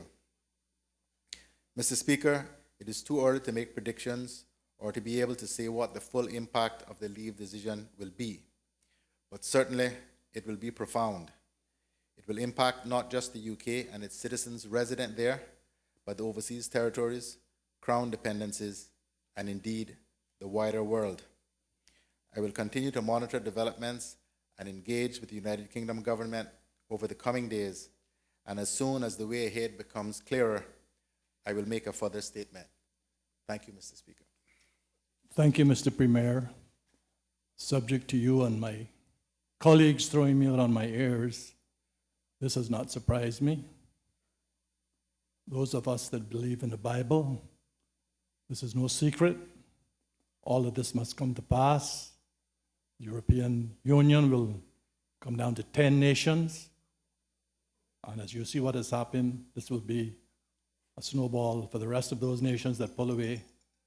All of this must come to pass before the end time. Forgive me for making that interception, but I just wanted to share. It's all there. It should be no surprise to none of us. Honorable Speaker, Minister for Education.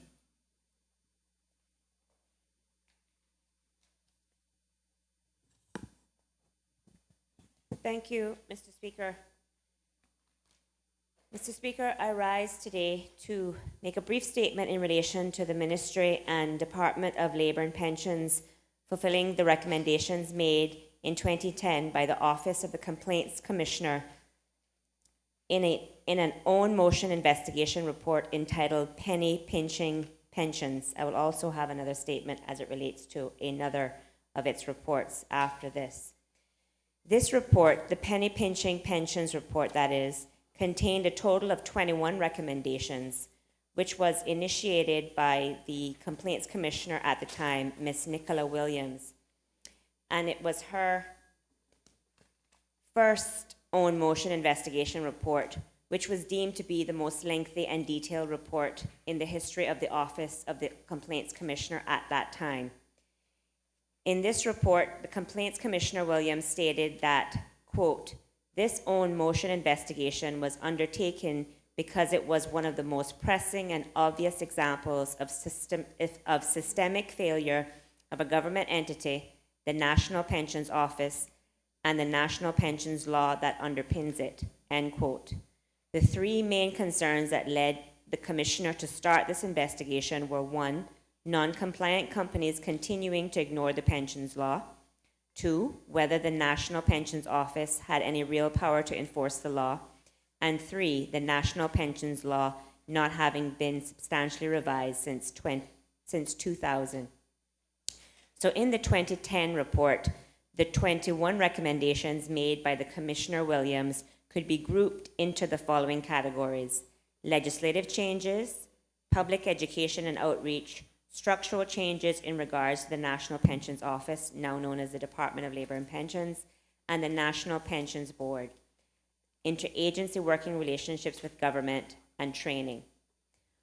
While I do not think it's necessary to go into detail in regard to each of the 21 recommendations, I do think, however, that it is relevant to state that within this report, the Commissioner highlighted in her findings that, quote, the existing legislation applicable to pensions needs substantial revisions, both to impose harsher penalties for non-compliance and to close loopholes that dishonest employers take full advantage of, end quote. I therefore would like to assure the members of this Honourable House that the National Pensions Amendment Bill 2016 that was unanimously passed on May the 4th, 2016, addressed all of the legislative recommendations contained within the Complaints Commissioner's report.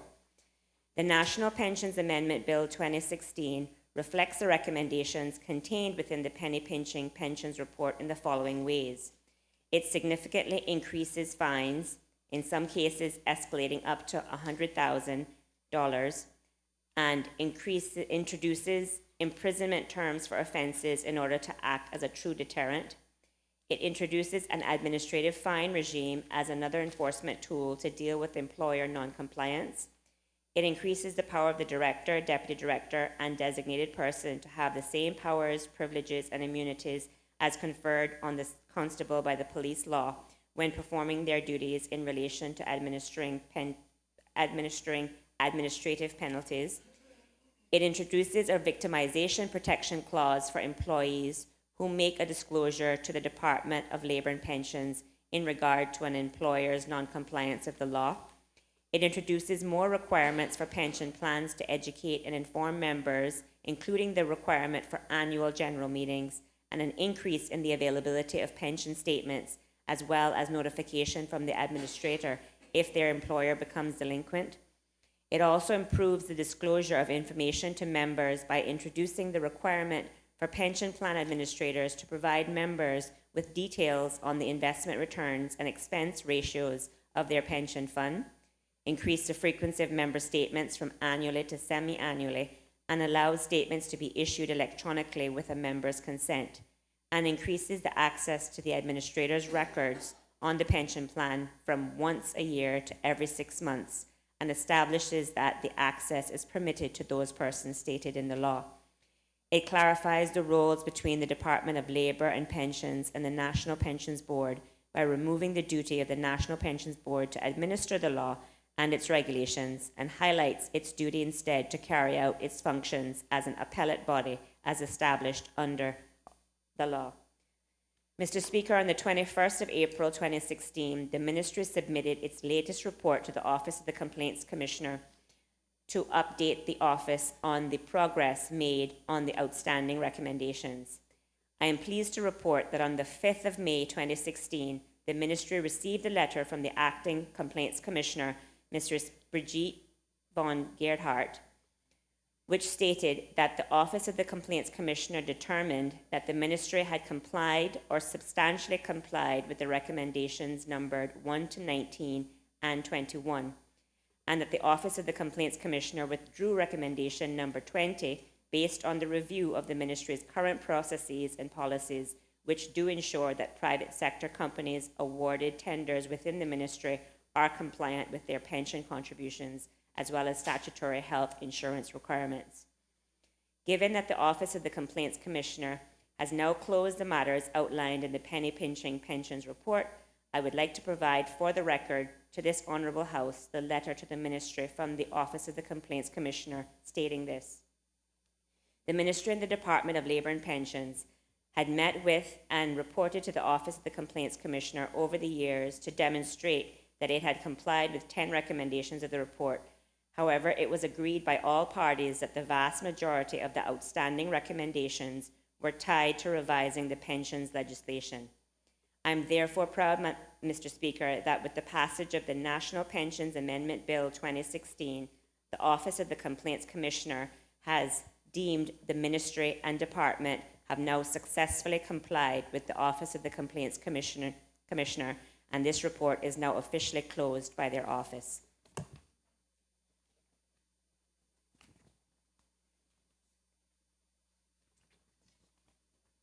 Mr. Speaker,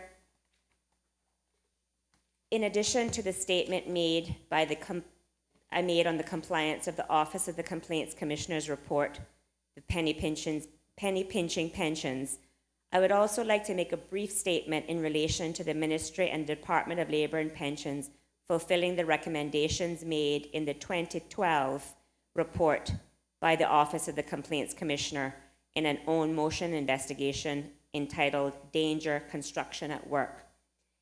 Initiated by the Complaints Commissioner at the time, Ms. Nicola Williams, this 2012 own motion investigation report contains a total of 13 recommendations.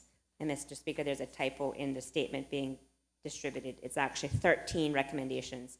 The terms of reference for this report was an investigation into the ability for the Department of Labour and Pensions, formerly the Department of Employment Relations, to effectively and properly oversee, inspect, and ensure health and safety at work for those involved in the construction industry as mandated under the applicable law and regulations. In this report, Complaints Commissioner Williams stated that the reason for the investigation into this area was as follows, quote, "The construction industry is in a category of its own. It is a high-risk industry, and there is no price that can be placed on human life. Of all the work the department undertakes, any failings on their part in this area have the potential to be the most damaging to its reputation," end quote. The 13 recommendations made by Commissioner Williams can be grouped into the following categories: legislative changes, ensuring proper training and equipment is available to labor inspectors, structural, staffing, and administrative recommendations in regard to the department and its employees, increase government interagency collaboration to improve the culture of compliance, and recommendations to protect construction industry employees and whistleblowers. Mr. Speaker, over the course of the years since the publication of the report, the Ministry and Department has worked in collaboration with the Office of the Complaints Commissioner in order to comply with the recommendations of the report. Again, while I do not think it's necessary to describe in detail the 13 recommendations made, I will summarize to the members of this Honourable House that the 13 recommendations made in the original report, only 4 were deemed to be outstanding as of 2016. On the 21st of April 2016, the Ministry submitted its latest report to the Office of the Complaints Commissioner to update the office on the progress made on these outstanding recommendations. I am pleased to report that on the 20th of May 2016, the Ministry received a letter from the Acting Complaints Commissioner, Ms. Brigitte von Gerhardt, which stated that the Office of the Complaints Commissioner determined that the Ministry has complied or substantially complied with the 4 outstanding recommendations, and therefore, as of that date, the file would be closed on this report.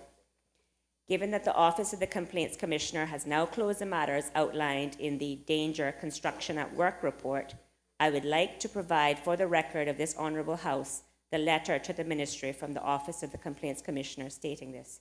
Thank you, Mr. Speaker. Madam Clerk.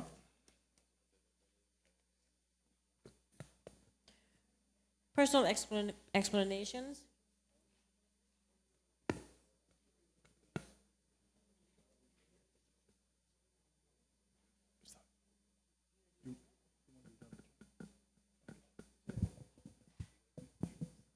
The Honorable Leader of the Opposition has indicated he wants to make a brief personal explanation.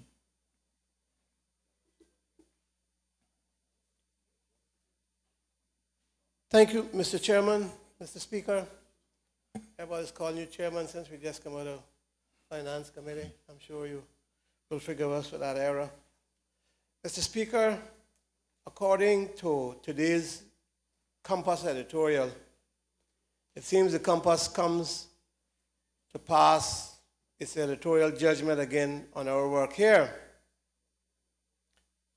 Their Friday editorial speaks about speculation and slippery slopes. Mr. Speaker, the matter of how an MLA speaks in Finance Committee is predicated on what the subject is. Some of us speak with passion more than others do, and it's because some here get more heat than others get from constituents on matters affecting them. I have been in here for over 30 years, and I have been inundated at times with complaints from civil servants. I choose very carefully what to speak about, seek information on, or which complaint to put into the public domain. However, Mr. Speaker, we do have a constitutional responsibility in Finance Committee as we do elsewhere. The line we must walk as elected representatives when we question policy is a fine line, but it is constitutional. We can't tell managers who to fire or hire, and we have not sought to do that. But under policy, which we spend or pay millions of dollars to get, we can question what they do. That is not a slippery slope. whether it is my constituent or a civil servant from Georgetown. When a civil servant feels so aggrieved, so helpless at their personal plight, or what they see as abuse in their work environment, which they have been unable to get an understanding about, then their recourse, they feel, is to speak to the elected representative. Then we, as the elected representative, must exercise discretion about what and how we question. We do know that matters under discussion in the court cannot be discussed here or in any public arena.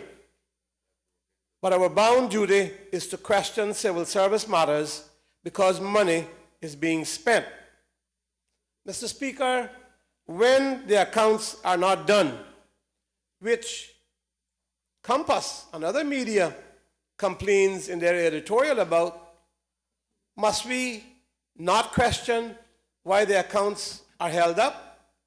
So, Mr. Speaker, the media have a right to complain time and time again, sometimes in caustic manner also, but elected representatives don't have that right. Don't we have a right to question what the total bill is for the country when there is 31 civil servants on paid leave and we don't even know if there are criminal charges? Is that not expenditure? When there is a case of a contracted officer being given a promotion before a Caymanian qualified is given an opportunity to apply for that position, and they can't get help within their ranks, is it wrong for us to be told when it is brought to our attention as elected officials why such a promotion was given?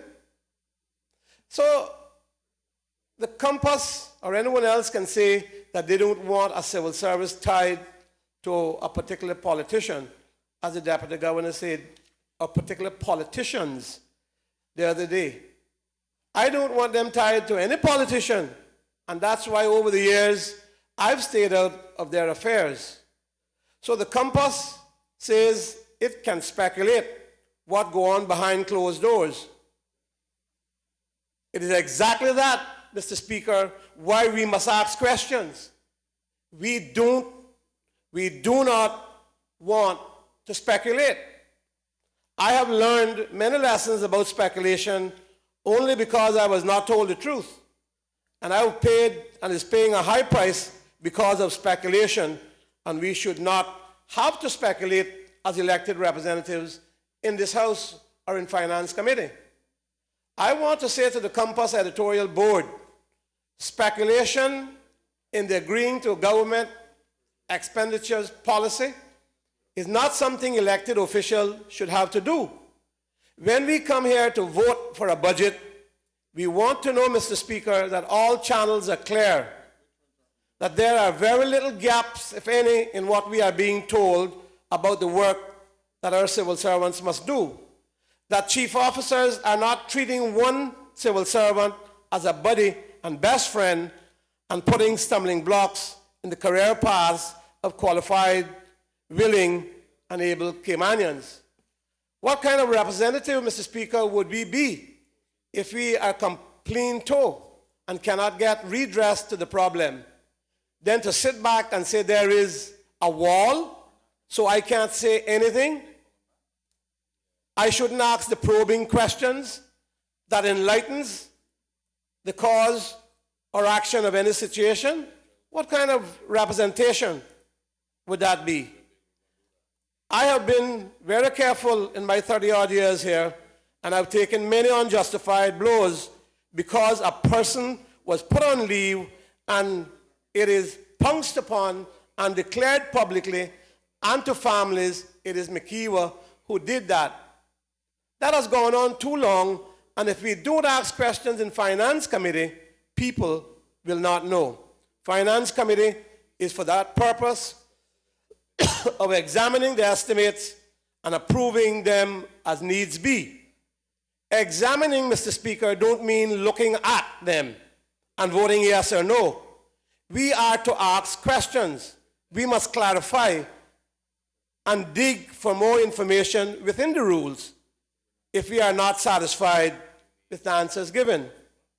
I agree with the compass that it is not appropriate for members of Finance Committee to go beyond the bounds of our system of government. But they need to understand, and those officials in this House need to understand, that at the same time, we are charged with the constitutional duty to see that policy is carried out, that expenditure is carried through as is contained in the estimates, and variations thereto are correctly explained and reported to Finance Committee. If that process is to carried out fairly, then questions must be asked of the managers and overseers, such as the Deputy Governor, or the Attorney General, or the Finance Committee Chairman, or ministers, who must answer in this House or Finance Committee. Compass ought not, Mr. Speaker, to report small pieces of what is said here. No newspaper should do that without giving a fair and balanced, sufficient amount of information so that the public we serve can fully understand what their representatives are doing in such arenas as our Finance Committee. Mr. Chairman, I thank you very much for your indulgence, and I have the House for allowing me that personal explanation on what the Compass wrote in their editorial. We have now passed the hour 4:30. I now call for the suspension of Standing Order 10-2 that the House continues after 4:30 p.m. Thank you, Mr. Speaker. Mr. Speaker, I move the suspension of Standing Order 10-2 that the House may move past the hour of interruption, and we'll continue till about 6 o'clock and see where we get to today. Hopefully we can finish up the rest of the work. The question is that Standing Order 10-2 be suspended to enable the business of the House to continue beyond the hour of 4:30 p.m. All those in favor, please say aye. Aye. Those against, no. No. The ayes have it. The House will continue beyond 4:30 Suspension, p.m. can we take a vote, Mr. Chairman?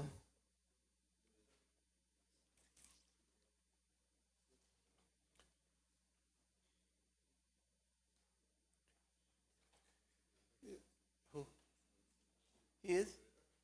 Mr. Chairman, forget the Thank you. forget the vote check. I withdraw my request. Granted. Madam Clerk. Obituary and other ceremonial speeches. None. Rising on matter of privileges. None. Government business. Bills. Third reading. The appropriation, July 2016 to December 2017. Bill 2016. I call on the Honorable Minister of Finance.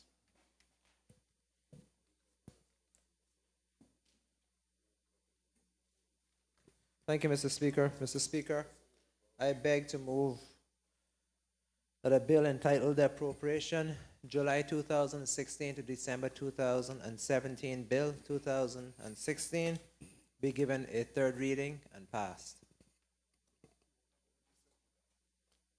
The question is that a bill shortly entitled the Appropriation July 2016 to December 2017 Bill 2016 be given a third reading and passed.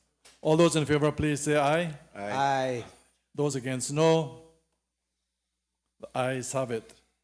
The appropriation bill, July 2016 to December 2017, Bill 2016, has been read a third time and is passed. Madam Clerk.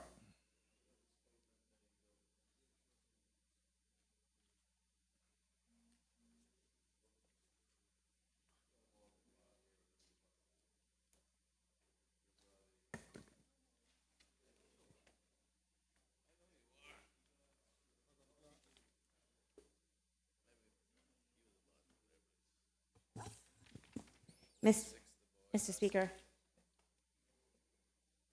Sorry, I just, Pursuant to the statements that I just made, although the letters were attached to the statements distributed, I just want to make sure that the letters that accompany the statements are formally tabled on the floor of the House, if that is okay with you, to make sure that we follow the procedure of tabling. Okay, I just assumed they were attached. Yes, sir, they are attached. So but ordered. these are both of the statements, which are attached to all of the statement, both of the letters.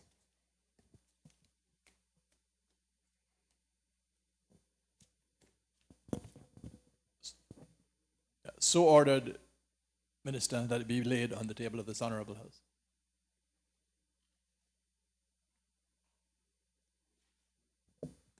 Thank you, Mr. Speaker.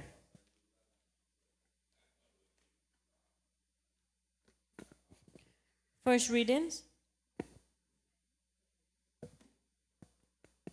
First readings.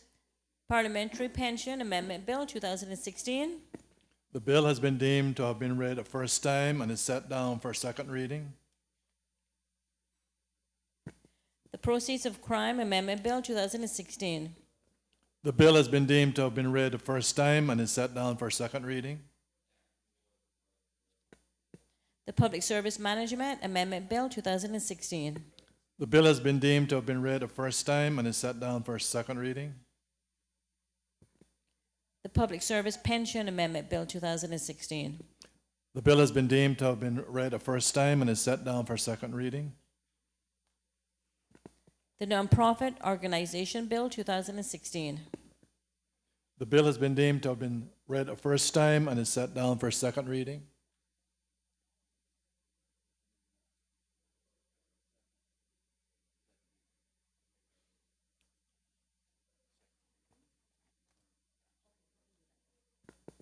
The Confidentiality Information Disclosure Bill 2016. The bill has been deemed to have been read a first time and is set down for second reading. Second readings. The Parliamentary Pension Amendment Bill 2016.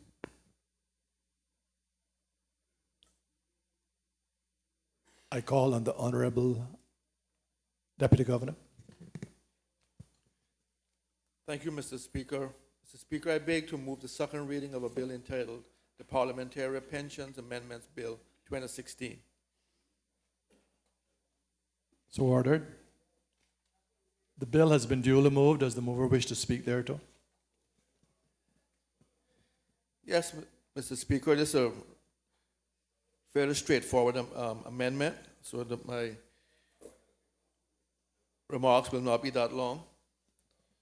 Mr. Speaker, by way of background, the Parliamentary Pensions Law governs the pension benefits for members of our Legislative Assembly and speakers. In order to qualify for pension benefits under the Parliamentary Pensions Law 1984, members of the Legislative Assembly and speakers were required to serve 2 full parliamentary terms or for periods in aggregate of not less than 6 years. Mr. Speaker, via the Parliamentary Pensions Law 2004 and carried forward to the current legislation, namely the Parliamentary Pensions Law 2010 revision, the qualification criteria was amended under Section 20 to allow members of the Legislative Assembly and speakers to be eligible for a parliamentary pension benefit after only 1 full parliamentary term. Mr. Speaker, as an amendment to the... Let me start over. Mr. Speaker, as the amendment to the eligibility criteria was not retroactive, there are former members of our Parliament and speakers who do not qualify for a parliamentary pension benefit.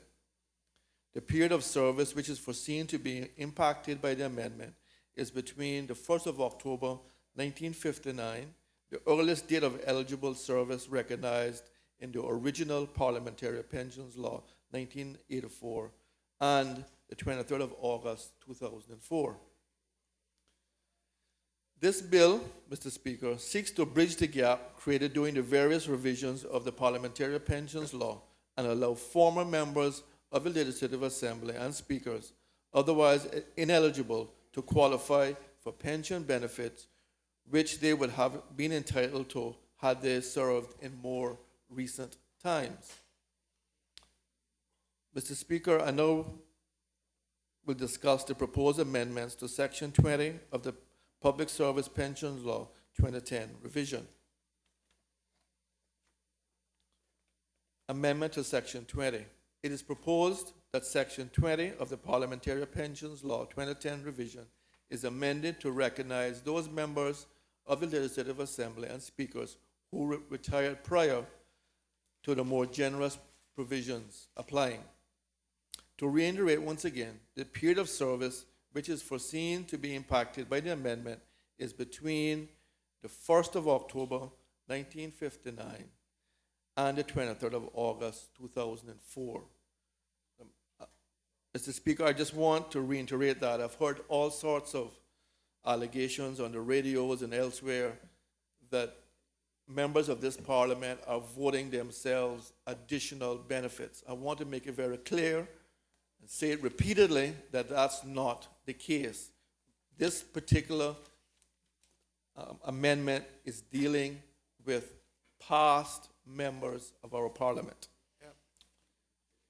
Mr. Speaker, this amendment is likely to result in approximately 5 former members of the Legislative Assembly and speakers qualifying for a monthly pension benefit of $1,000, which will be paid from the Parliamentary Pensions Plan.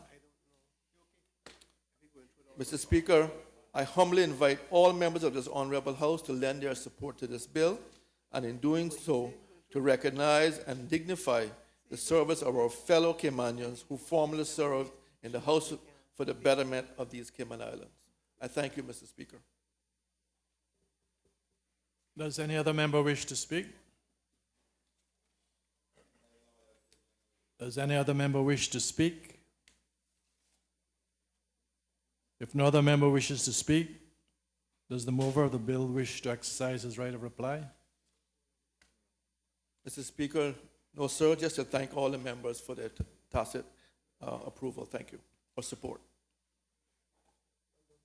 The question is that a bill shortly entitled the Parliamentary Pensions Amendment Bill 2016 be given a second reading. All those in favor, please say aye. Aye.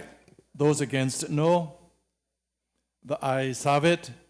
The Parliamentary Pensions Amendment Bill 2016 has been given a second reading.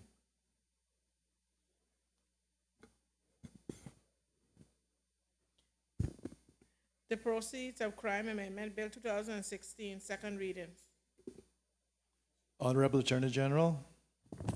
Thank you, Mr. Speaker. Mr. Speaker, I beg the leave of this House to move the second reading of a bill, the long title of which is A Bill for a Law to Amend the Proceeds of Crime Law 2014 revision, to make changes necessary for compliance with the international standards relating to the prevention of money laundering, terrorist financing, and proliferation financing, and to provide for incidental and connected purposes.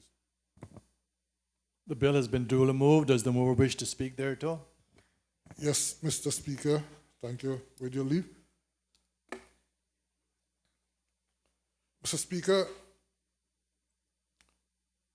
honorable members would be aware that the Cayman Islands recently concluded its national risk assessment as a precursor to the 4th round of mutual evaluation review by the Caribbean Financial Action Task Force, which is set, Mr. Speaker, to take place during the second quarter of 2017. One of the revelations of the National Risk Assessment exercise was that certain provisions in a number of pieces of legislation, including the Proceeds of Crime Law, require some tweaking, Mr. Speaker, in order to ensure continuing compliance with the revised 40 Financial Action Task Force recommendations. Accordingly, the bill before this House is aimed at addressing some of the issues identified by the National Risk Assessment as it relates to the Proceeds of Crime Law. Mr. Speaker, for completeness, I should remind this House that the upcoming round of mutual evaluation will be based on the methodology for assessing technical compliance with the Financial Action Task Force 40 recommendations and effectiveness of anti-money laundering, combating financing of terrorism systems. Technical compliance, Mr. Speaker, contemplates that Cayman have in place laws, guidance notes, administrative systems, etc., that are consistent with the FATF 40 recommendations. However, the effectiveness component of the methodology will be benchmarked against what is referred to as the 11 immediate outcomes. An example, Mr. Speaker, of one such outcomes is immediate outcome 1, which states that countries need to demonstrate that money laundering and terrorist financing risks are understood, and where appropriate, actions coordinated domestically to combat money laundering and financing of terrorism and proliferation. Mr. Speaker, this initiative that is in train, that is the preparation for the upcoming review, is being done in coordination with the Ministry of Financial Services. And as members would have heard during the budget debate and through a speech contribution by the Honorable Minister of Financial Services, his ministry is at full throttle in helping to coordinate the preparations for the review.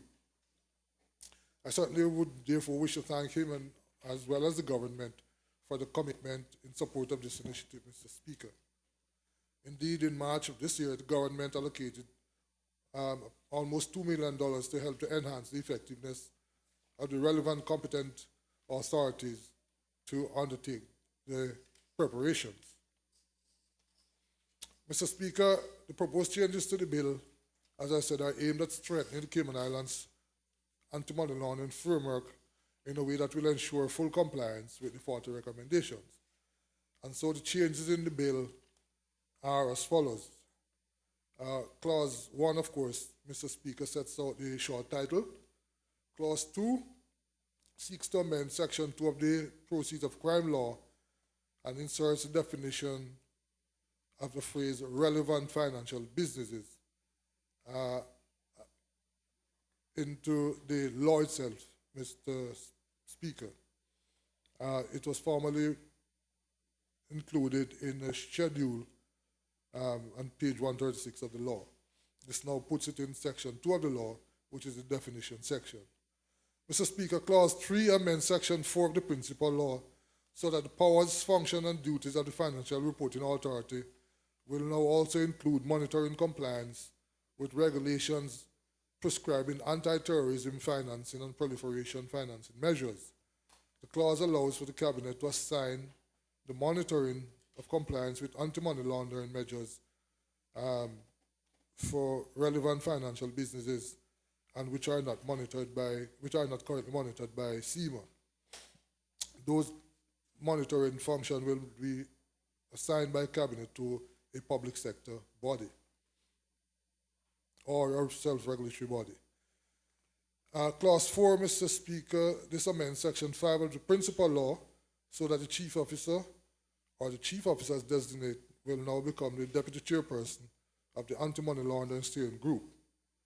The clause also makes provision for the inclusion of the director of public prosecutions and the chief officer, a director of the relevant government department regulating compliance of designated non-financial businesses and professions. And we're talking here, Mr. Speaker, about the chief officer or the director in charge of DCI.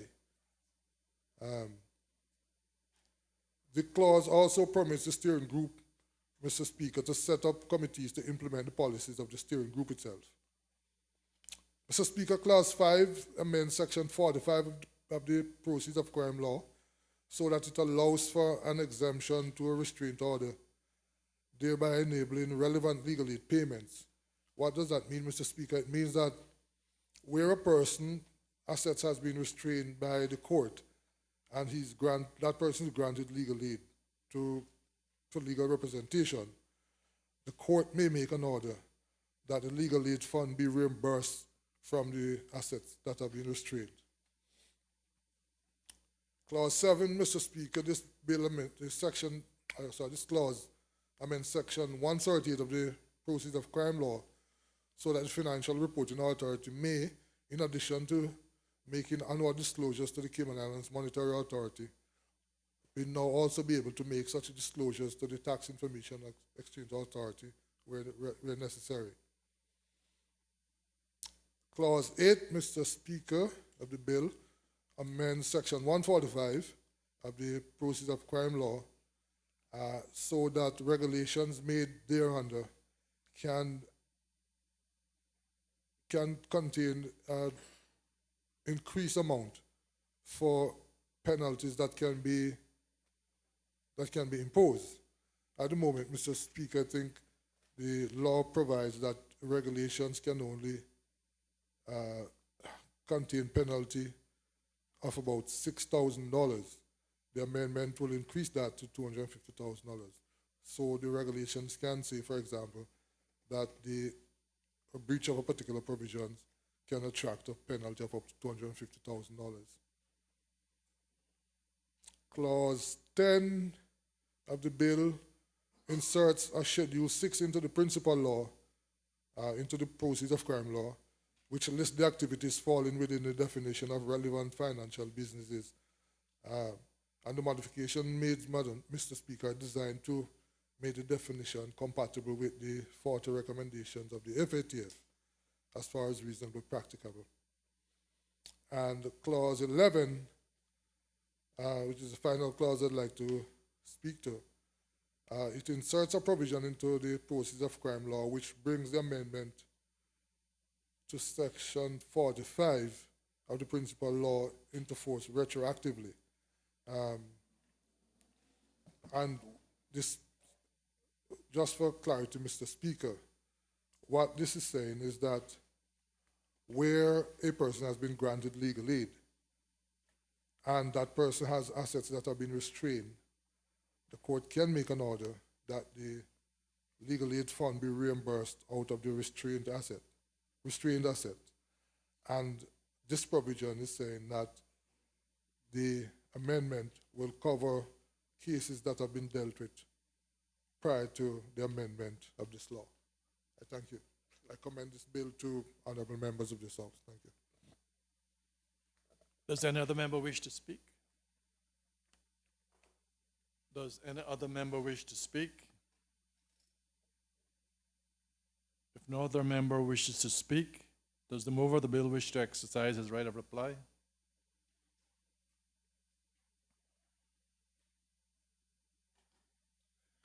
Thank you, Mr. Speaker. Mr. Speaker, thanks to honorable members for their support.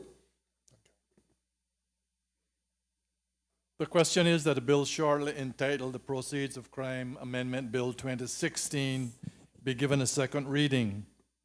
All those in favor, please say aye. Aye. Those against, no. The ayes have it. The Proceeds of Crime Amendment Bill 2016 has been given a second reading.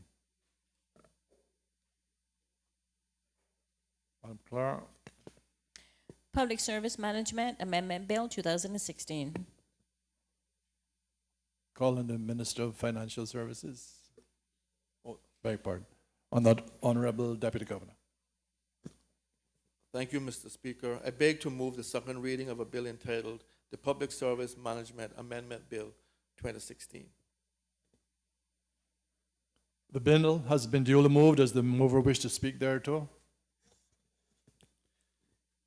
Yes, Mr. Speaker, thank you. Mr. Speaker, I rise to present the Public Service Management Amendment Bill 2016.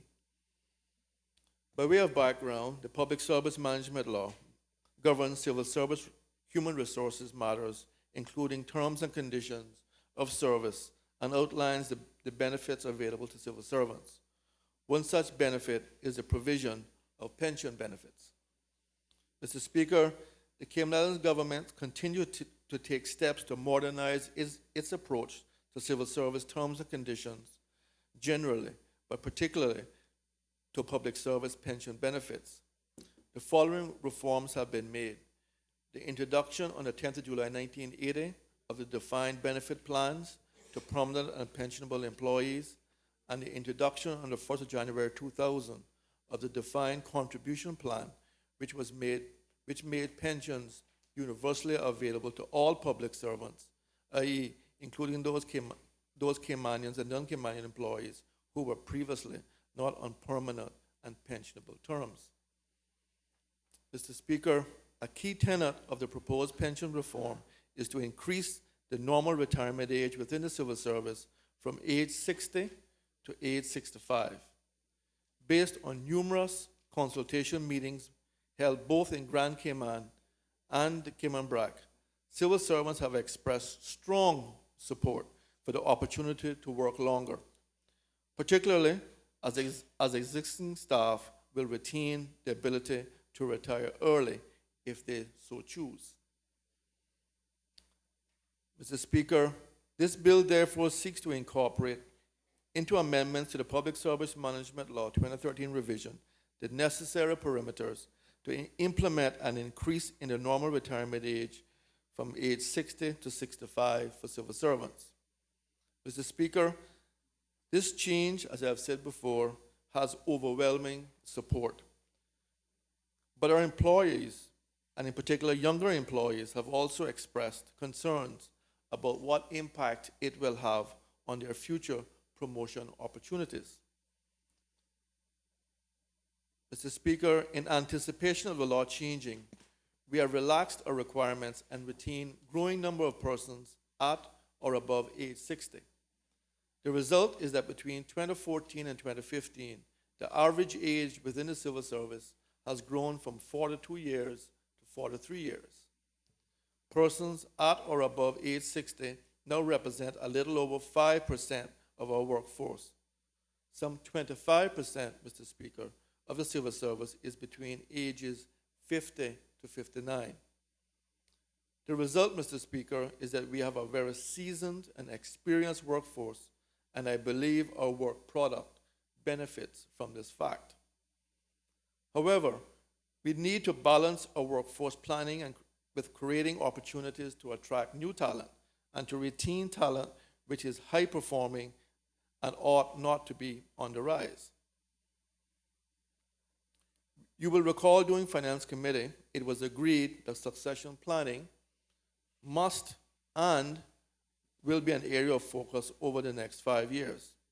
As such, we need to not only retain experienced talent that can groom future civil service leaders, but also to create opportunities for emerging leaders to be promoted and for inspiring leaders to be hired into the civil service. As such, there have been 2 changes included within this amendment law bill to specifically facilitate succession planning. The first allows for government-initiated transfers where I, as Deputy Governor and Head of the Civil Service, will be able to transfer a person in a key managerial or technical role in order to facilitate a qualified Caymanian being promoted.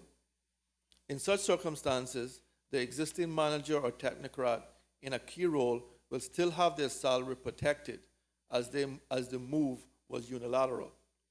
It is expected that such moves will be by their nature temporary, as existing managers who are transferred should be approaching retirement or on fixed-term contracts.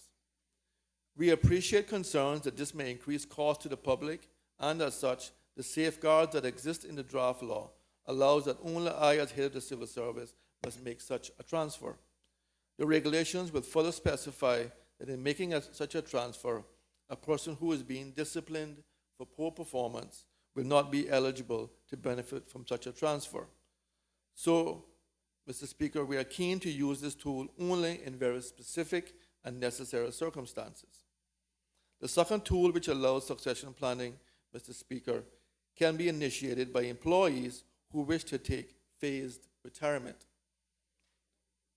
Mr. Speaker, the civil service is undergoing tremendous change, and managers and technocrats have to facilitate this change and still maintain a challenging agenda of normal work activities. At a leadership conference earlier this week, we asked leaders across the civil service to make a personal commitment to driving this change and to deliver results with a sense of urgency. We may find, Mr. Speaker, that for various reasons, we may have persons who are eligible to retire but are not ready to retire, perhaps for financial reasons, but who also do not desire to continue to drive such a change from a leadership role. In those cases, persons may opt to request a lesser paying role if one is available. They may augment their take-home pay by being able to access their pensions. It is anticipated that over time, as existing contracts expire, this will be the only way that civil servants will draw both a salary and a pension at the same time. This will be allowed in future only where the employee offers and the managers accept to move an employee to a lower paying position. Where an employee initiates this request, their salary is not protected, but they are allowed to access their own pension funds to make up the difference, and so their salary remains. This, Mr. Speaker, frees up roles for Caymanians to be promoted. We are currently pursuing policies to tightly manage headcount, to retain persons approaching retirement age, and to attract new talent to the civil service. The only way to achieve this without creating massive growth in total headcount is to be creative in the ways that we create promotional opportunities for our staff. The proposals regarding transfer is meant to allow legal framework, greater framework flexibility to both the employee and the employer to move around the civil service, particularly to facilitate succession planning and career planning for older staff. Mr. Speaker, I know that some honorable members in this House may argue that the civil service should not even have a statutory retirement age for work. And I will tell you, Mr. Speaker, that there is some support for this even among our own senior policy advisors. However, we believe that we have to take incremental steps to ensure that the improvements we have made since 2008 to decrease total headcount by 11% within the civil service is not completely reversed in such a few short years because we have so many moving parts. Mr. Speaker, we are still strengthening our results on workforce planning, performance management, and accountability, and on identifying ways to manage our overall size and cost. We must be measured in our approaches at this time. Our organization simply isn't ready to completely do away with a statutory retirement age.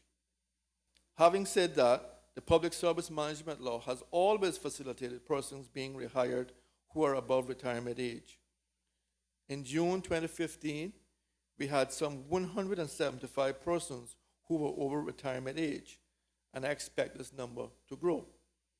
We need to carefully plan for this and to mitigate other consequences, even as we seek to maximize the benefit of retaining knowledgeable staff. Mr. Speaker, I will now go through the proposed amendments to the Public Service Management Law 2013 revision. Amendment to Section 2, Definitions and Interpretations. These simply repeal some defunct references such as the Portfolio of Internal and External Affairs and the Portfolio of Finance and Economics. Inserting a definition for early retirement age which preserves existing staff eligible for early retirement at age 50, but requires future hires to work until at least age 55 before being able to retire early. Inserting a definition of normal retirement age being age 65, and inserting a definition of participant, and inserting a definition of remuneration band. Amendment to Section 9, Appointment of Official Members. It is proposed that Section 9.4 of the Public Service Management Law 2013 is amended to replace references to retirement age, i.e. 60, with a reference to the normal retirement age, i.e. 65, throughout the sections of the law pertaining to the employment of official members. Insertion of Section 20A, transfer of employees to facilitate succession planning. It is proposed that the Public Service Management Law 2013 revision is amended by inserting after Section 20 a new section called Section 20A, which provides the head of the civil service with the ability to facilitate transfers between civil service entities. Currently, this can only happen for ministerial rearrangements, which normally happens after an election or by a chief officer where the transfer is within the same ministry or portfolio. Amendments to Section 26, procedure for appointing chief officers of ministries and portfolios. Mr. Speaker, it is proposed that Section 26.3 of the Public Service Management Law 2013 revision is amended to replace references to retirement age, i.e. age 60, with reference to the normal retirement age, i.e. age 65, throughout the section of that law. Amendment to Section 41, procedures and requirements for appointment. Mr. Speaker, it is proposed that Section 41 of the Public Service Management Law 2013 revision is amended to address staff concerns that raising the retirement age could frustrate succession planning. This clause amends Section 11 of Section 41 of the law by repealing Section 11, applicable to the reappointment of a person who has attained age 60, to instead refer to the normal retirement age, which is 65, allowing an appointing officer to reappoint a staff member who opts for partial retirement, i.e. to retire and earn a salary and pension by taking a lesser paying job without the need to go through open recruitment. I think that is very important.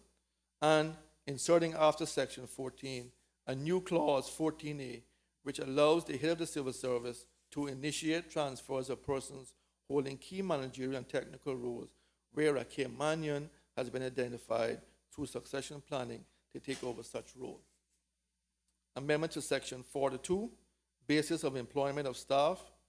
It is proposed that Section 42 of the Public Service Management Law 2013 revision is amended to address the basis of employment when a person is transferred by repealing subsection 4 and replacing it with text which allows a civil servant to transfer from one entity to another with uninterrupted service.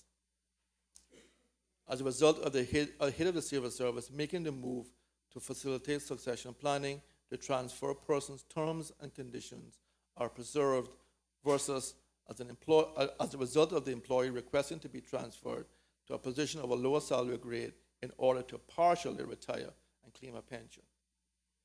Once this bill is passed, Mr. Speaker, Cabinet will issue amendments to the Personnel Regulations 2013 revision to give effect to the applicable amendments to the Public Service Management Law. Mr. Speaker, I want to also advise this Honorable House that I intend to bring a committee stage amendment.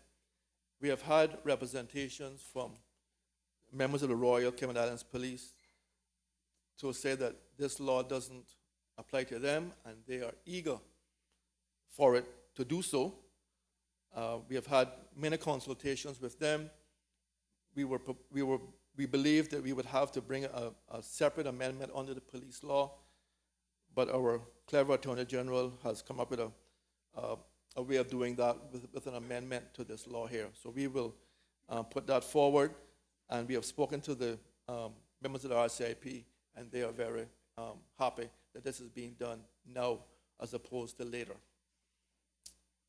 Madam Speaker, this is an important step for all of us in the civil service and RCIPS, that an increase in the retirement age could positively impact talent management and morale within the civil service.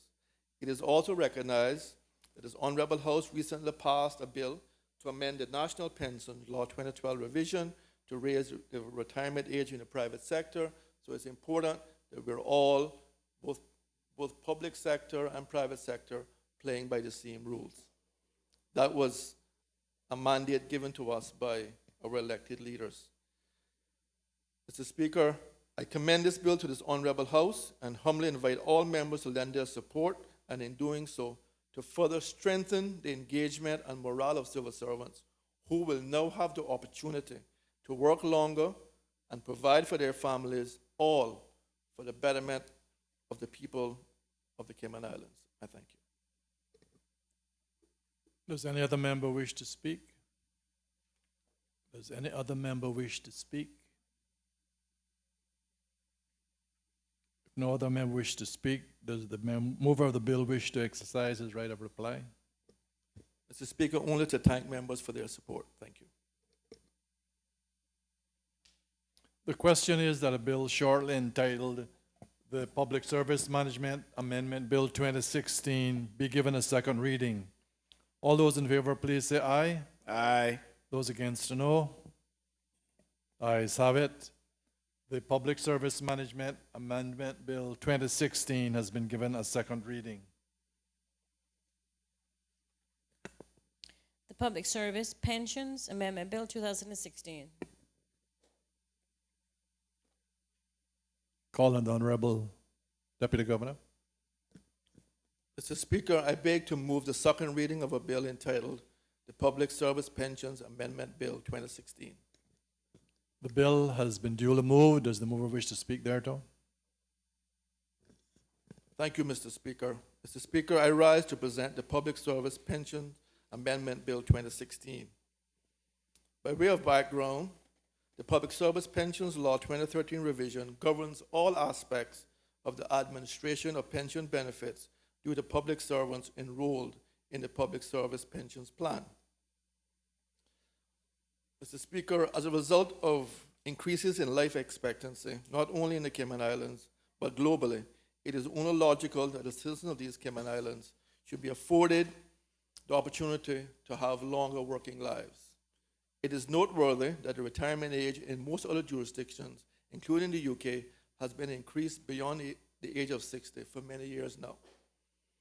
A national initiative to increase the normal retirement age is currently underway, and the retirement age has already been increased to age 65 for private sector pension plans governed under the National Pensions Law.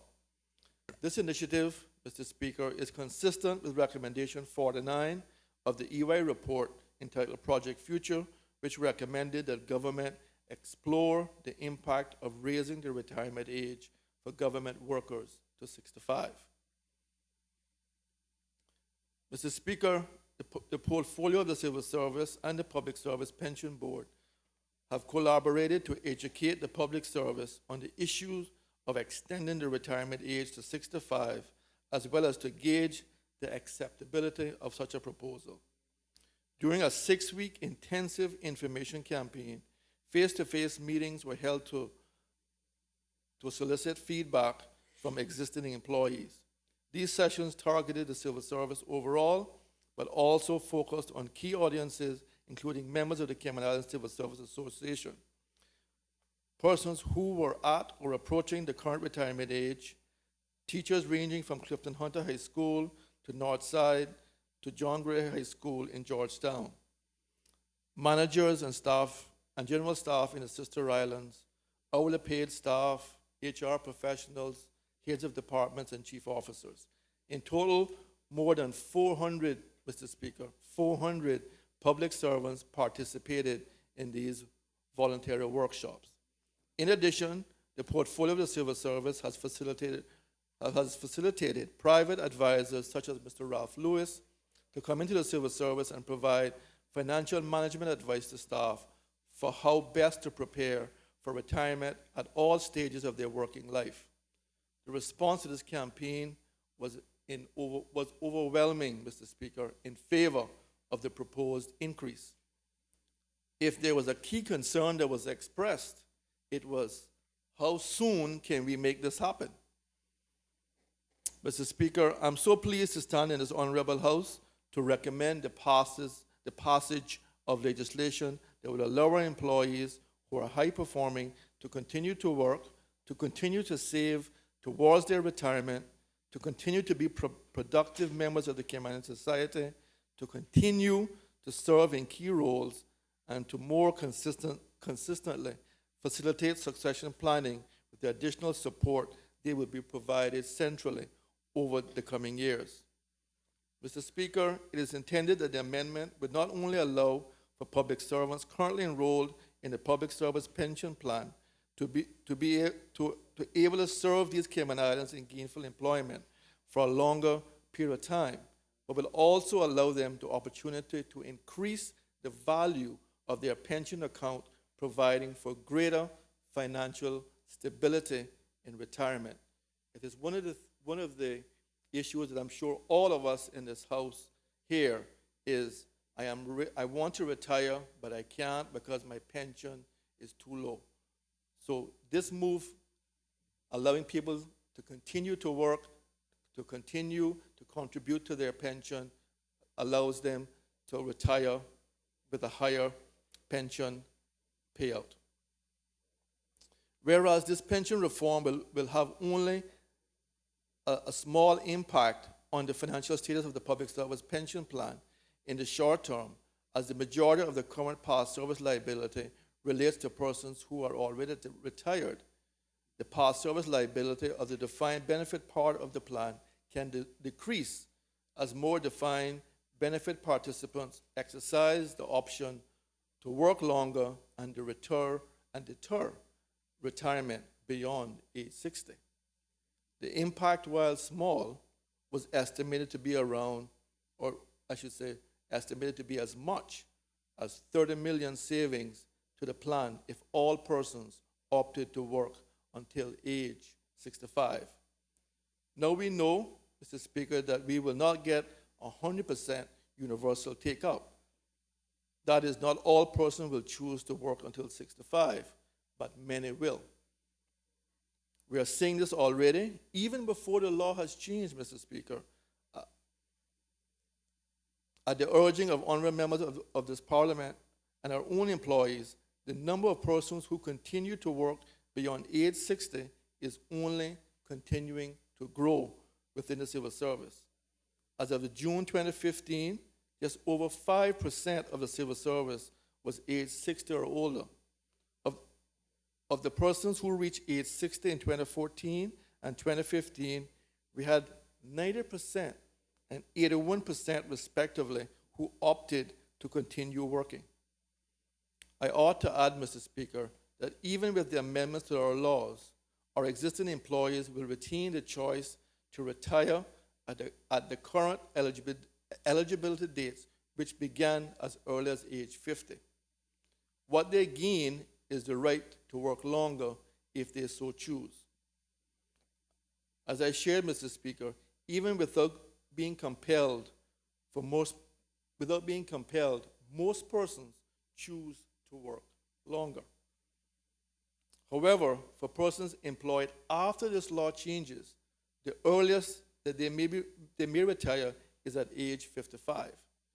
For persons who leave the civil service and then return, their date for being eligible to retire and claim their pension will be governed by the break in service rules. If they were out of the civil service for a period of 4 or more years, or for a period which was longer that were previously employed within the civil service, they will be treated like new employees and are only eligible for early retirement at age 55. As I stated, Mr. Speaker, most of our employees are choosing to stay with us when they approach age 60. However, while persons are currently working longer, our existing pensions laws does not allow them to accrue further savings at age 60 or the pension fund to achieve any benefits from them remaining active employees. This will change, Mr. Speaker, with amendments to this bill, to the law. Mr. Speaker, for the first time, these changes will allow persons who are under the proposed retirement age that is under 65 to re-enter a defined contribution pension plan receiving a 12-month pension contribution and to suspend receipt of their existing pension payment. This will allow persons who are under age 65 and still working to continue to accrue retirement savings. So, Mr. Speaker, there are persons right now in the civil service who are age 62. They have received their pension, they're continuing to work, but they cannot afford to retire because their pension, monthly pension, is not enough to keep them. What this will allow those persons to do is to come back to us and says, I would now like to re-enter the pensions plan. They will then, their salaries will then return to to what they were before. they will then be allowed to continue to pay back into their pension plan, and then over the next few years, their pension will build up, and hopefully at age 65, they will be able to retire. So we have worked very hard to ensure that we're treating all our employees as fairly as possible, and we are driving the right behaviors. Because, Mr. Speaker, as you know, and I think all of us here knows, there are many misconceptions about public service pensions. There is a belief that all public servants have a huge nest egg and that they're in their public service pension. The reality is that pensions only became universal within the civil service in 2000, or 16 years ago. As such, for many persons, their savings remain quite modest. There is a feeling, Mr. Speaker, that all public servants are on the defined benefits pension. The reality is that less than 16% of the entire public service is on a defined benefit plan.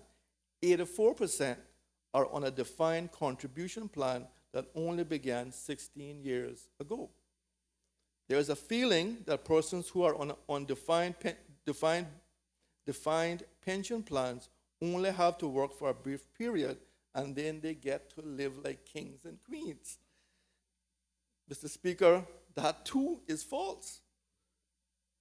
Of the 876 active defined participants across the entire public service, approximately 30 or so of them are on plans that require them, 30, Mr. Speaker, I want to make that very clear, 30 are on plans that require them to work 33 and a third years in order to maximize their pensions.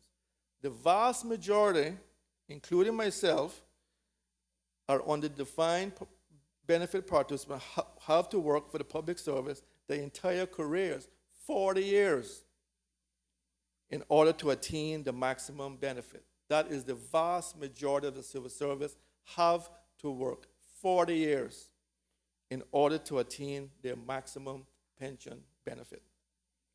As such, Mr. Speaker, the changes proposed benefits everyone. It benefits staff by allowing persons to save more money towards their ultimate retirement. It benefits civil servants by allowing greater retention of highly knowledgeable and experienced staff. It benefits the public service pension plan by requiring persons who are still working to cease drawing their pension, and thereby to reduce the demand on the fund and enhance the opportunities for the fund to be invested and to achieve investment returns. And it benefits the Cayman Islands by allowing citizens to work longer and to save longer so that they may live in dignity during their retirement and reduce the demands on younger generations to support them. With an aging population, this is of critical public importance. So, Mr. Speaker, I will just briefly go through the proposed amendments. Clause 1 provides for the short title of the bill. Clause 2 amends Section 3 of the Public Service Pensions Law to redefine the terms early retirement and to define salary grade in order to bring them in line with changes being made to the Public Service Management Law, which I just spoke to. Clause 3 repeals and replaces Section 23 of the Public Service Pensions Law 2013 to provide the guidelines and criteria for phased retirement, as well as to allow persons receiving a pension benefit to opt to rejoin the Public Service Pension Plan in the defined contribution part of the plan through reemployment or continued employment in the public service, dependent on salary grade. A person under age 65 who obtains a contract renewal on the same or higher grade that they had prior to their retirement will be offered contracts that require them to resume contributions towards retirement and to cease drawing their pensions. Clause 4 amends Section 38 of the Public Service Pensions Law 2013 revision to allow persons in the defined benefit part of the plan to attain maximum pension eligibility up to age 65. Mr. Speaker, once this bill is passed, this amendment will be augmented through regulations to follow. So, Mr. Speaker, I humbly commend this bill to all members of this honorable House and ask that they lend their support to this bill.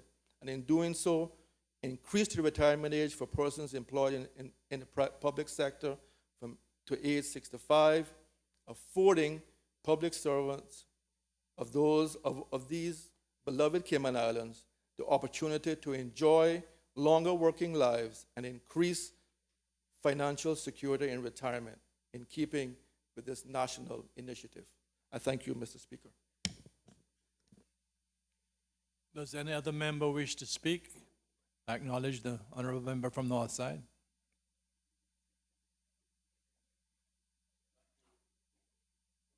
Thank you, Mr. Speaker.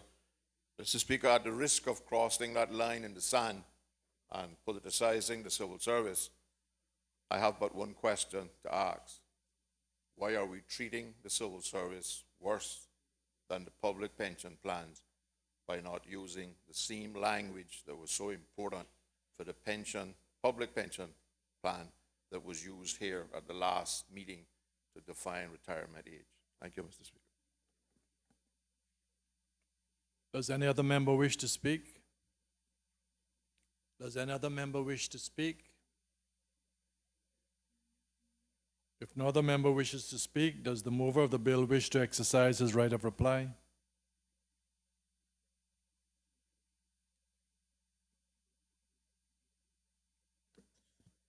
Mr. Speaker, thank you. The member from Northside did ask a question which I had alluded to in my opening remarks, in that we don't believe that the civil service is actually ready to move to that open door yet. So we are going to move things along in a structured way. But I thank all members for their support. The question is that a bill shortly entitled the Public Service Pensions Amendment Bill 2016 be given a second reading. All those in favor, please say aye. Aye. Aye. Those against, no. The ayes have it. The Public Service Pension Amendment Bill 2016 has been given a second reading. Madam Clerk. The Nonprofit Organization Bill 2016. Call on Honorable Minister of Financial Services. Thank you very much, Mr. Speaker. Mr. Speaker, I beg to move a motion under Standing Order 58, to withdraw this bill, to bring it back for a subsequent meeting and have it placed on our order paper, sir. And the reason for that, sir, is simply that we need additional time. We think we need additional time to ensure that we have proper public consultation and any necessary amendments which may flow from that. Thank you, sir. The question is that this bill be withdrawn. All those in favor, please say aye. Aye. Aye. Those against, no. The ayes have it. The bill is therefore withdrawn at this time. Madam Clerk. Confidentiality Information Disclosure Bill 2016. Honorable Minister of Finance, am I correct?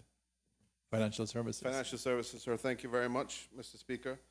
Mr. Speaker, I beg to move the second reading of a bill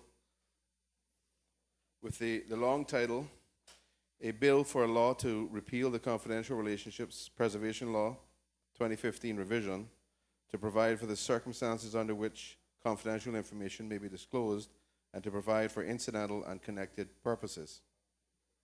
The bill has been duly moved. Does the mover wish to speak thereto? Thank you very much, Mr. Speaker.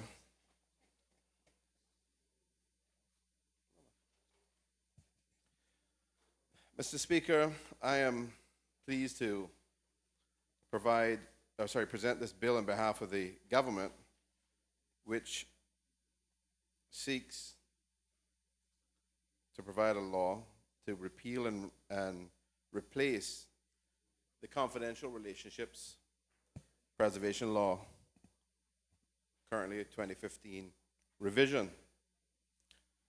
And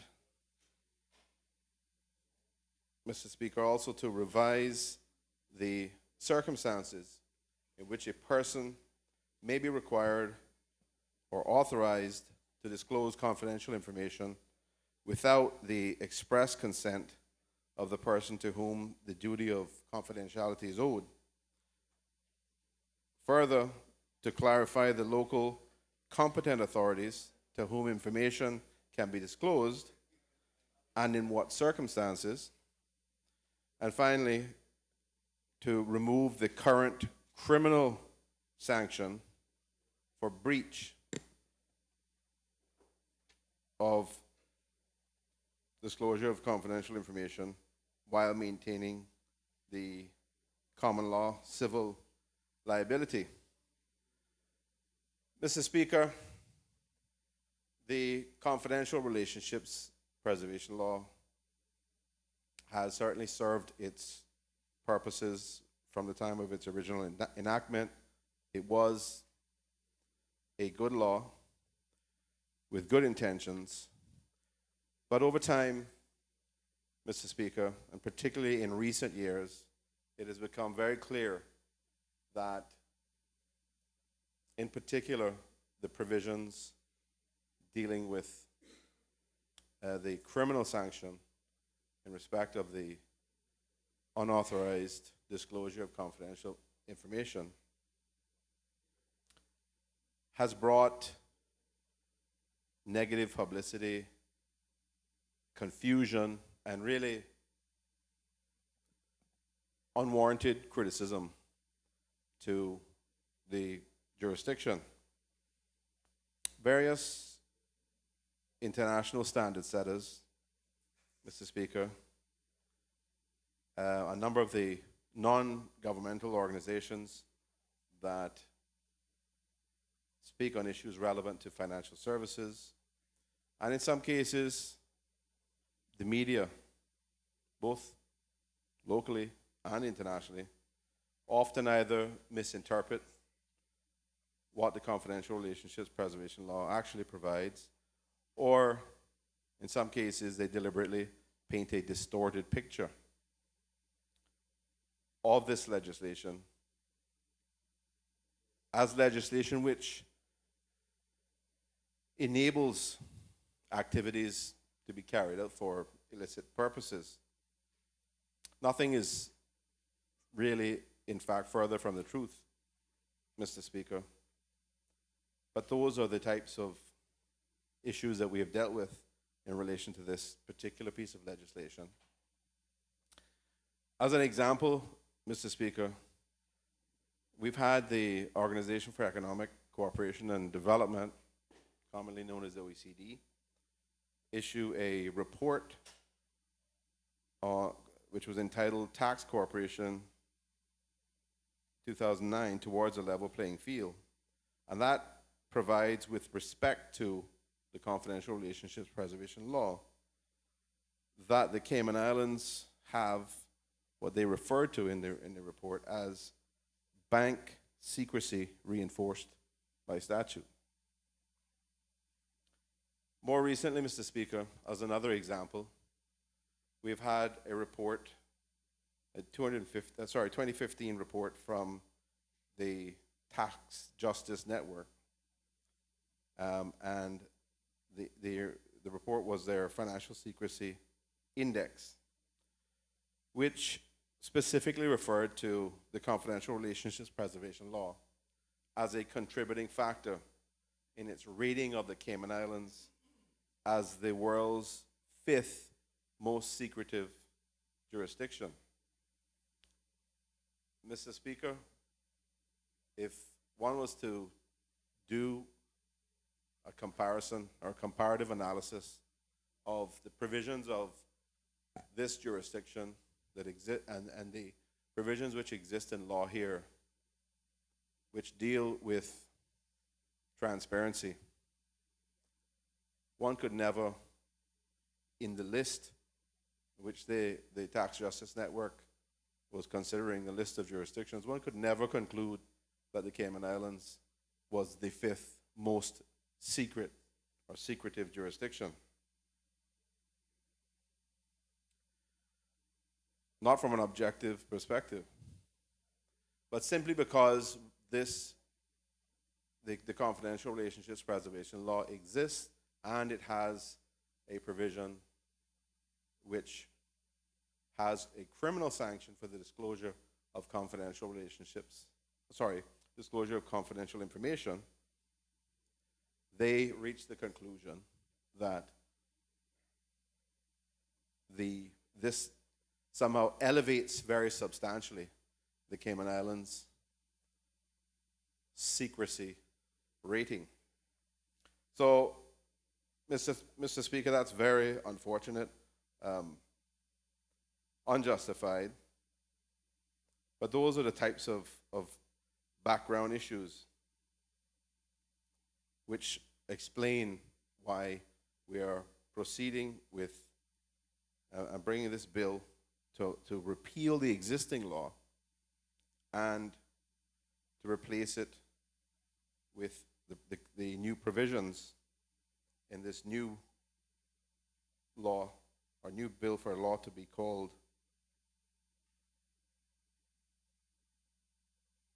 the Confidential Information Disclosure Law, 2016. Mr. Speaker, as stated earlier, the main provisions of the bill that distinguish it from the existing law are provisions that implement or enable the following. The bill seeks to firstly revise the circumstances in which a person may be required or authorized to disclose confidential information without the express consent of the person to whom the duty of confidentiality is owed. Secondly, it seeks to clarify the local competent authorities to whom information can be disclosed to and in what circumstances. And thirdly, Mr. Speaker, as I said earlier, to remove this current criminal sanction. But it importantly, Mr. Speaker, retains the common law civil liability.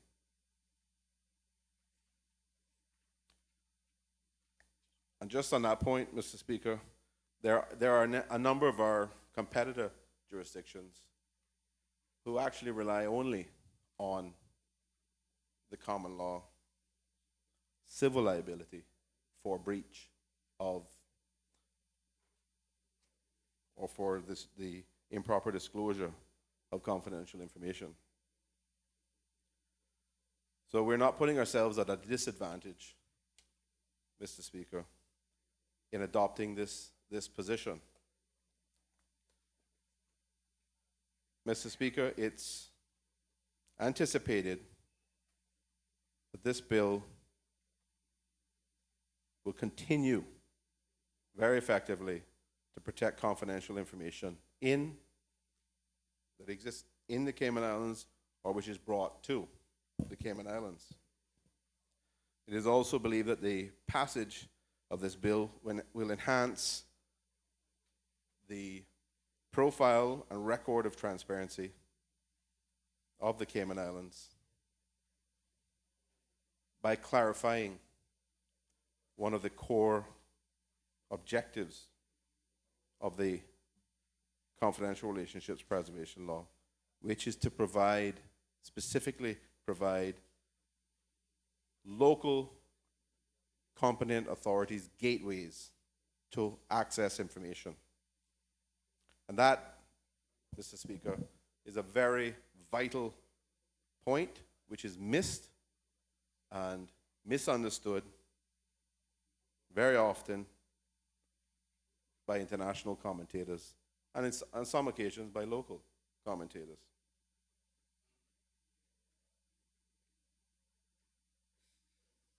Mr. Speaker,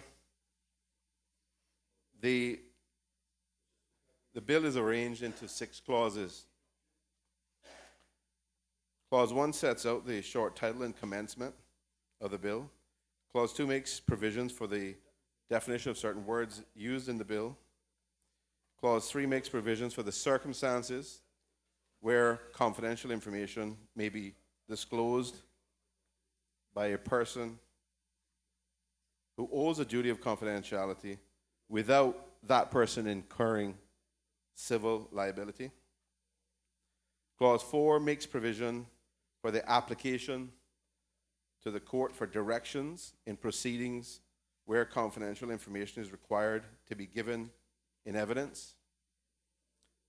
Clause 5 makes provision for rules to be made by the Rules Committee of the Grand Court regarding the procedure to be followed where an application is made under this law. Clause 6, Mr. Speaker, repeals the Confidential Relationships Preservation Law 2015 revision.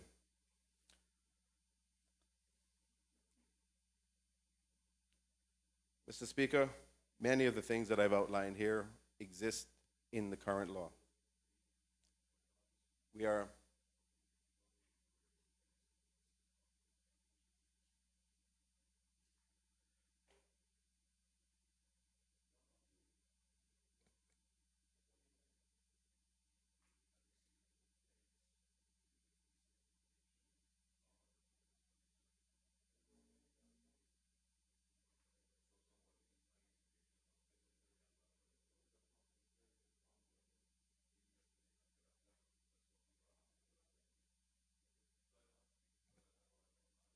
Mr. Chairman, just for clarity of a point made by one of the members. As I said earlier, the existing Confidential Relationships Preservation Law has a provision for a criminal sanction for the breach of for the disclosure, the unauthorized disclosure of confidential information. The member has asked why the law doesn't specify some other provision for a breach. What the law does, Mr. Speaker, is it provides that there is a common law duty for the breach of the unauthorized disclosure of confidential information, and that is the civil liability which is being referred to in the law. So if there is a breach of confidential information,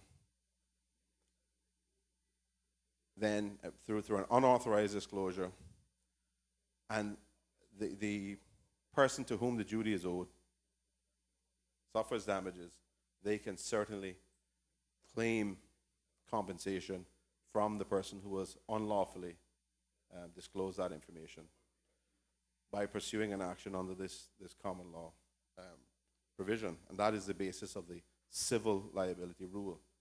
All we are proposing to do with this bill, in large part, is to ensure that we take out this criminal liability sanction, because that is the thing, Mr. Speaker, which has attracted a tremendous amount of attention. It is not something that we feel is necessary for our purposes. It has never actually been utilized. No one has ever been charged with a criminal offense under this law in terms of disclosure of unlawful disclosure of information. So it's not something that's necessary for us and for the conduct of business in this jurisdiction, sir. We can continue to rely on the common law provisions and the civil liability sanction which exists as a result of that.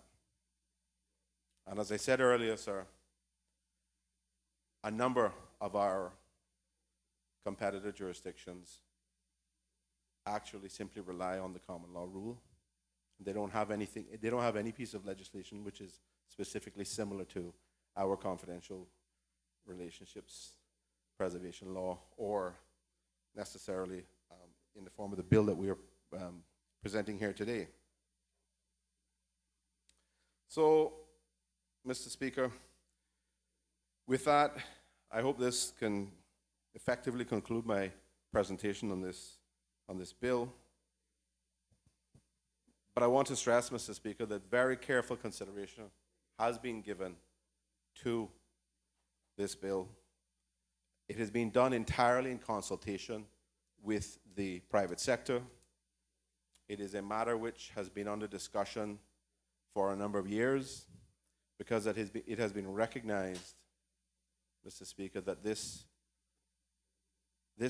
particular law and the criminal sanction within it attracts unwarranted attention and unfair criticism. So we have the complete support of industry in respect of this, Mr. Speaker, and I certainly want to state and acknowledge the contributions of industry representatives in relation to this issue. And I want to thank in particular the members of the Financial Services Legislative Committee, certainly those members of staff in ministry. There are other private sector members who have contributed. And of course, the legal drafting department under the Honorable Attorney General, Mr. Speaker, because it is specialized legislation and it certainly has been the subject of lots of discussion, as I said. And I want to thank them all and recognize their contribution. Obviously, we all do it to ensure that we can enhance the essential and well-respected financial services industry of the Cayman Islands, and to ensure that that continues from strength to strength, Mr. Speaker. Mr. Speaker, with that, I commend this bill to this Honourable House for passage. Thank you very much. Does any other member wish to speak? I acknowledge the Honorable Attorney General. Thank you, Mr. Chair. Just, Mr. Speaker, I'm sorry. Just to briefly say that in support of the bill, that I do share the observations by the Honorable Minister, especially in pointing out that it has been the confidential relationship preservation law has been unfairly characterized as secrecy legislation. Mr. Speaker, it is not a well-guarded secret that most countries around the world, most civilized democratic countries, do have in place provisions in their law that protect people's confidential information. It is a basic common law right, for example, that if you do business with a bank, the bank is under an obligation to keep your business confidential, keep it private. And I think this characterization of, I don't know if it's a characterization, but this deliberate attempt to conflate confidentiality with the sort of a pejorative use of the term secrecy has always been to malign, if you will, the reputation of these islands. And I say that, Mr. Speaker, because I am not aware, and I will challenge our international commentators to point that out to me. I'm not aware of one instance where there is a demonstration or a request, a legitimate request for information from the Cayman Islands, and that has been prevented by the use of any provision of the Confidential Relationship Preservation Law. Quite the contrary. The Confidential Relationship Preservation Law is a dedicated legislative gateway to provide information to those who have demonstrated a legitimate purpose for having those information, or getting that information, be it law enforcement agency or a regulatory agency. But I am not aware of anywhere else in the world, or any country in the world, where anyone, whether law enforcement or otherwise, can walk into a bank and ask about the balance in anybody's account and be provided with that information. So I am not so sure why the standard is being set or the bar is being set differently for the Cayman Islands. And I think it has been unfair over the years to characterize us as a secrecy jurisdiction, when in fact, if you look in a lot of countries what they do is that they don't have a piece of legislation called the Confidential Relationship Preservation Law. But if you look in their banking law, you will see that there's a provision in there which speaks to confidentiality. And the Confidential Relationship Preservation Law was a codification, or is a codification of the common law principle as we know it, from way back in 1924, Mr. Speaker, a case named Turnier and the Provincial Bank, where the issue of the relationship between a banker and a client and the obligation to treat the clients or the customers' information as confidential, that there was an issue, and that was settled from way back then. And all that happened in Cayman Islands is that that has been put into legislation. The important thing to also point out is that it is a common law right. It is a human right, rather, for persons' privacy to be respected. And the government is actively pursuing the enactment of data protection law as well, which will help to further underpin or undergird, if you will, the privacy of persons as it relates to their personal information and so. I think the law has run its course. I agree with the Honorable Minister that to the extent that it is a lightning rod for us, if you will, focusing unnecessary attention on us in a kind of very bad way, it might not be a bad thing to dispense with it and sort of streamline the language to make it quite clear that whilst we protect and jealously guard people's confidentiality and their privacy, the fact of the matter is that even with the jettisoning of the criminal provision of the law, there is still recourse to the court if there is a breach of this confidentiality.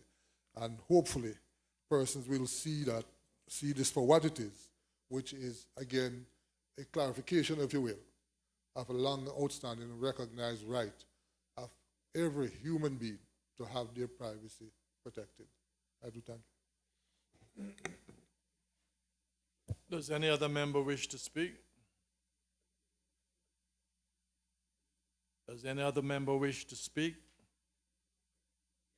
If no other member wishes to speak, does the mover of the bill wish to exercise his right of reply? Thank you, Mr. Speaker. Mr. Speaker, let me thank the Honourable Attorney General for the contributions he has made in respect of the presentation of this bill. It certainly reflects the value and the content and the detail which he's provided. Certainly reflects the fact that he has been engaged on these issues. He typically represents the government on the Financial Action Task Force or the Caribbean Financial Action Task Force discussions. And clearly, he is very capable and suitably equipped to do that in a most effective way. So I thank him very much for providing the additional clarity and detail around this. Mr. Speaker, I remember, probably kind of date myself now, but it was at least maybe 20 years ago. Let me not be unkind. Maybe let's say between 15 and 20 years ago. Might be a little bit more, I don't know. I remember a young lady at the time, Mrs. Dilbert, who I think at the time she was with the Cayman Islands Monetary Authority, and she was asked to do a presentation on the Confidential Relationships Preservation Law. And she started off saying, ladies and gentlemen, this law should be called the Disclosures Law, because that's the reality of what it is. It provides an effective gateway, an effective framework for the disclosure of confidential information in appropriate circumstances. And Mr. Speaker, that's where we're trying to get back to now. That's why we have proposed to set the name as the Confidential Information Disclosure Law. Simply because we're trying to reflect very specifically what it is and address some of the issues and and the malignment which we have spoken about, both myself and the Attorney General have spoken about. Mr. Speaker, we have engaged with, for example, the Tax Justice Network. We have now engaged with them, and we're having discussions with them in terms of their next assessment of their secrecy index. And we will certainly ensure that they have a copy of the new law placed in front of them with the title highlighted and the fact that there is no criminal sanction any longer. So let's see how they respond in respect of that on that occasion, sir. But as I said, we will remain engaged, and we will try to ensure and influence the perspective and move it from one of subjectivity and their own particular agenda to one of a clear, objective assessment. So, Mr. Speaker, with that, let me also thank all other members of this Honourable House for their support, and certainly my colleagues for their support in respect of this important bill, which will hopefully see us start to influence some change in perspectives on this particular issue as it relates to the Cayman Islands and our financial services, our very important financial services industry. I thank you very much, sir. The question is that a bill shortly entitled the Confidential Information Disclosure Bill 2016 be given a second reading. All those in favor, please say aye. Aye. Those against, no. The ayes have it. The Confidential Information Disclosure Bill 2016 has been given a second reading. The House will now go into committee to consider the bills, and I want to take a 5-minute break before we actually start the committee.